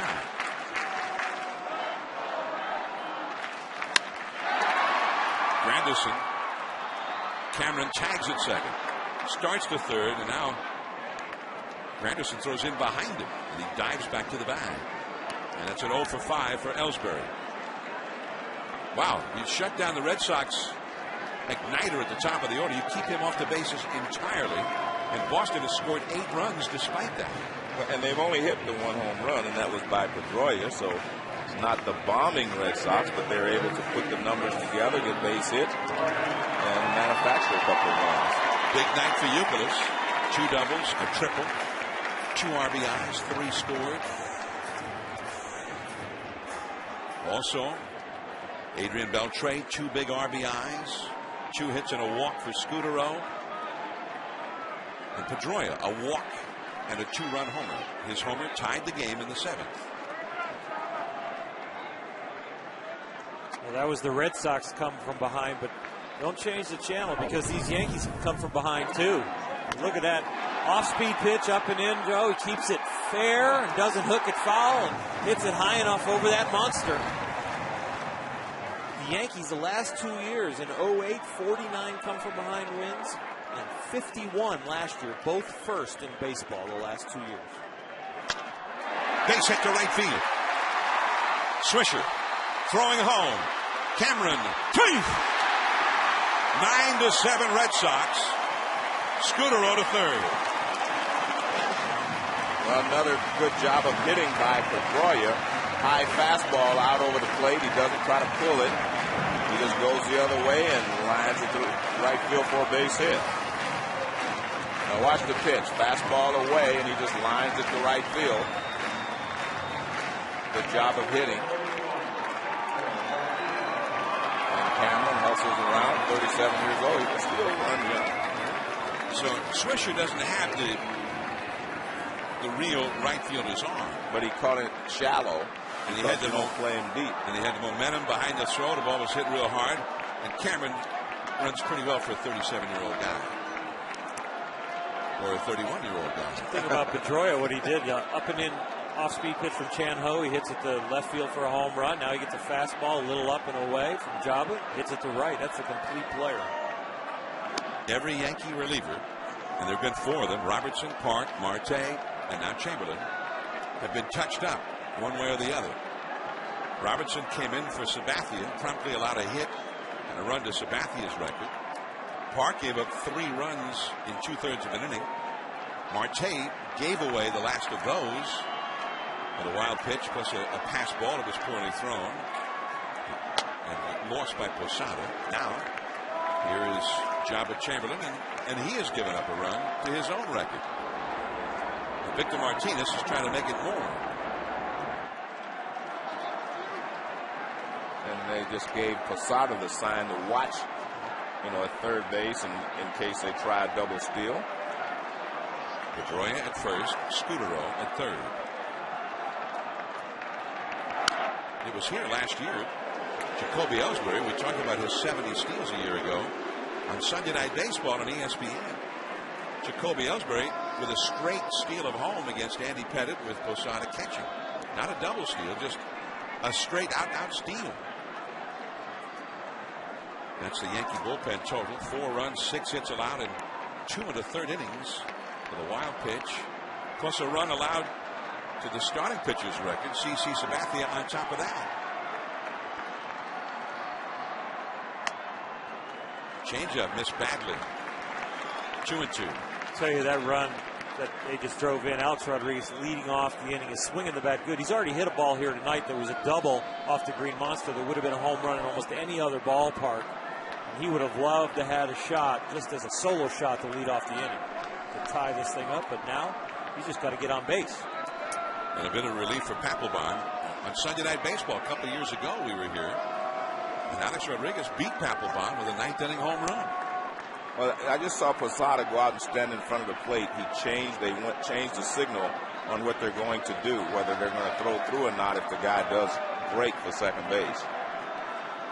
And he breaks for second base, but Martinez bounces it foul. And that's why you let everyone know what you're going to do.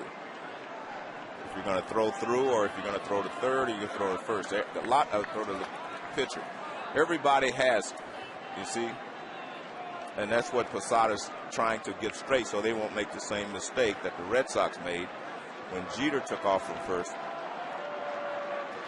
and allowed Gardner to score on the double steal. The Yankees had that double steal back in the 4th inning. And that was their 4th run of the night as they were building their early lead. There's that He mouthed to him. He mouth faked to him when we had the camera on him. Like Jabba didn't know the sign. That can stop it right there, truthfully, because they let the pitcher cheat. So they can stop it by faking to third. There's 2 outs. We won't get into that. Go. Well, the guy can't go if he doesn't know when he can take off. Cheat word. He's going. High in the air, right center field, a lot of room out there. Nick Swisher. And so, we are going to the 9th inning. Boston 9, Yankees 7. But the big guns are coming up. A-Rod, Cano, Posada, Papelbon, heading into the bullpen gate.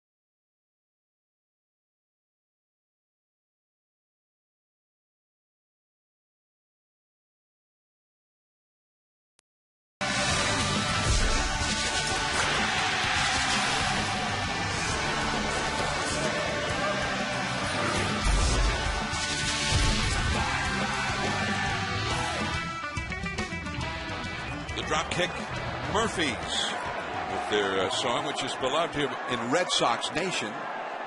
Ship it up to Boston, and they play that every time Jonathan Papelbon comes into a game. But here he is to face Alex Rodriguez. But with a 2-run lead, 95 miles an hour for a strike. A-Rod has won 1 for 4. His one hit is a double high off the wall and left. And that was part of a 2-run rally that put the Yankees back ahead after Boston had come roaring back to tie the game.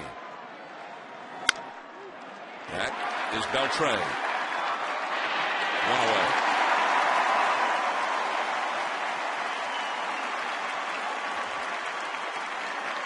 Tonight's Chevrolet player of the game, and it's a hard pick because Kevin Youkilis was a key man fueling that comeback in the 6th inning. He had 2 doubles and a triple, but we're going with Dustin Pedroia, who started that 6th inning rally with a walk. and then hit a 2-run homer in the 7th inning to tie the game for a second time, and then an RBI single in the 8th inning to give that little extra bit of insurance to Jonathan Papelbon. Robinson Cano, a double, a single, a run batted in. He's 2 for 4 all told. 9-7, the Red Sox lead. They've had 16 runs in this game. There have been 33 base runners between the two ball clubs. We've had a steal of home on a double steal. And we've had back and forth action that you don't see in baseball that often, with one team with one of the best pitchers in baseball to the mound blowing a 4-run lead. Left center field. There is Ellsbury. And this Red Sox outfield, it'll be hard to get a ball between the three of those guys. They all run well. And Ellsbury, the left fielder, and Cameron, the center fielder, are both center fielders. 2 down in the ninth, and Posada is the Yankees' final hope.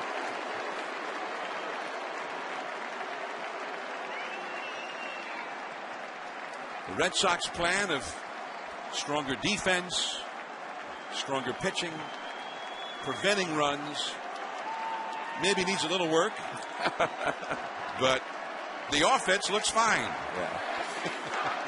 9-7. The Red Sox are leading. 2 down in the ninth. Posada has a home run.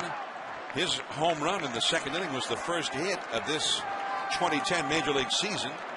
A screamer down the right field line off Johnny Pesky's foul pole.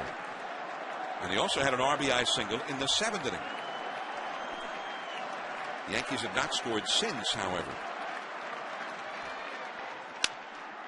Another base hit for Posada, his 3rd hit of the game, plus a walk. Major League Baseball and People magazine are looking for individuals who make a difference in their community. 30 everyday All-Stars will be honored at the 2010 All-Star Game in Anaheim. To nominate, go to peopleallstars.com. So now, Yankees' new center fielder, Curtis Granderson, he hit a home run in his first at-bat as a Yankee. But they need him to do it again. Down by 2. Strike with a fastball. We also should mention, as we watch Papelbon throwing gas out there, trying to close it out, the game was handed to him by Daniel Bard, who was very strong in the 8th inning, by a team that just chewed him up last year. The Yankees destroyed him last year. It's a rarity, too. You go from a setup guy that throws harder than your closer. Came after him. Power versus power. Strike 2.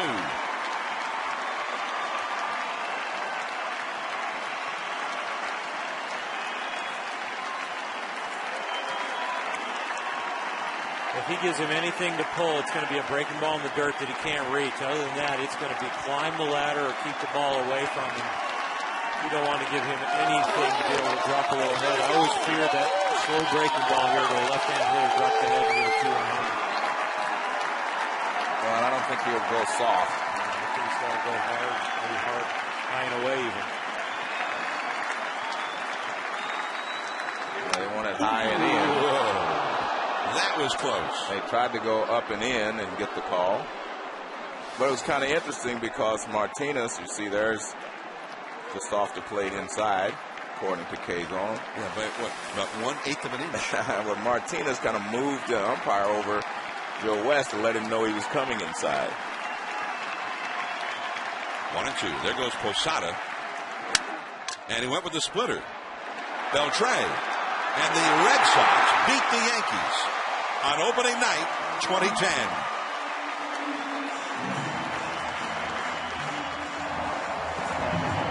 Well, as usual, a good game between the Yankees and Boston. They always seem to, give their best against each other, and it was a very good ball game. It was a nice comeback, down 5-2, and come all the way back. And their MVP of 2 years ago, Dustin Pedroia, put them ahead. And quite a day for fans of professional sports here in New England. The Celtics beat LeBron James and the Cavs despite 42 points by LeBron earlier today. And now the Red Sox beat the Yankees despite CC Sabathia and a 4-run lead for CC. But they come storming back and they have defeated the Yankees 9-7. And the bullpen for the Red Sox had its own escapades tonight, but finally barred the setup man Papelbon the ninth inning. That looks to be pretty solid.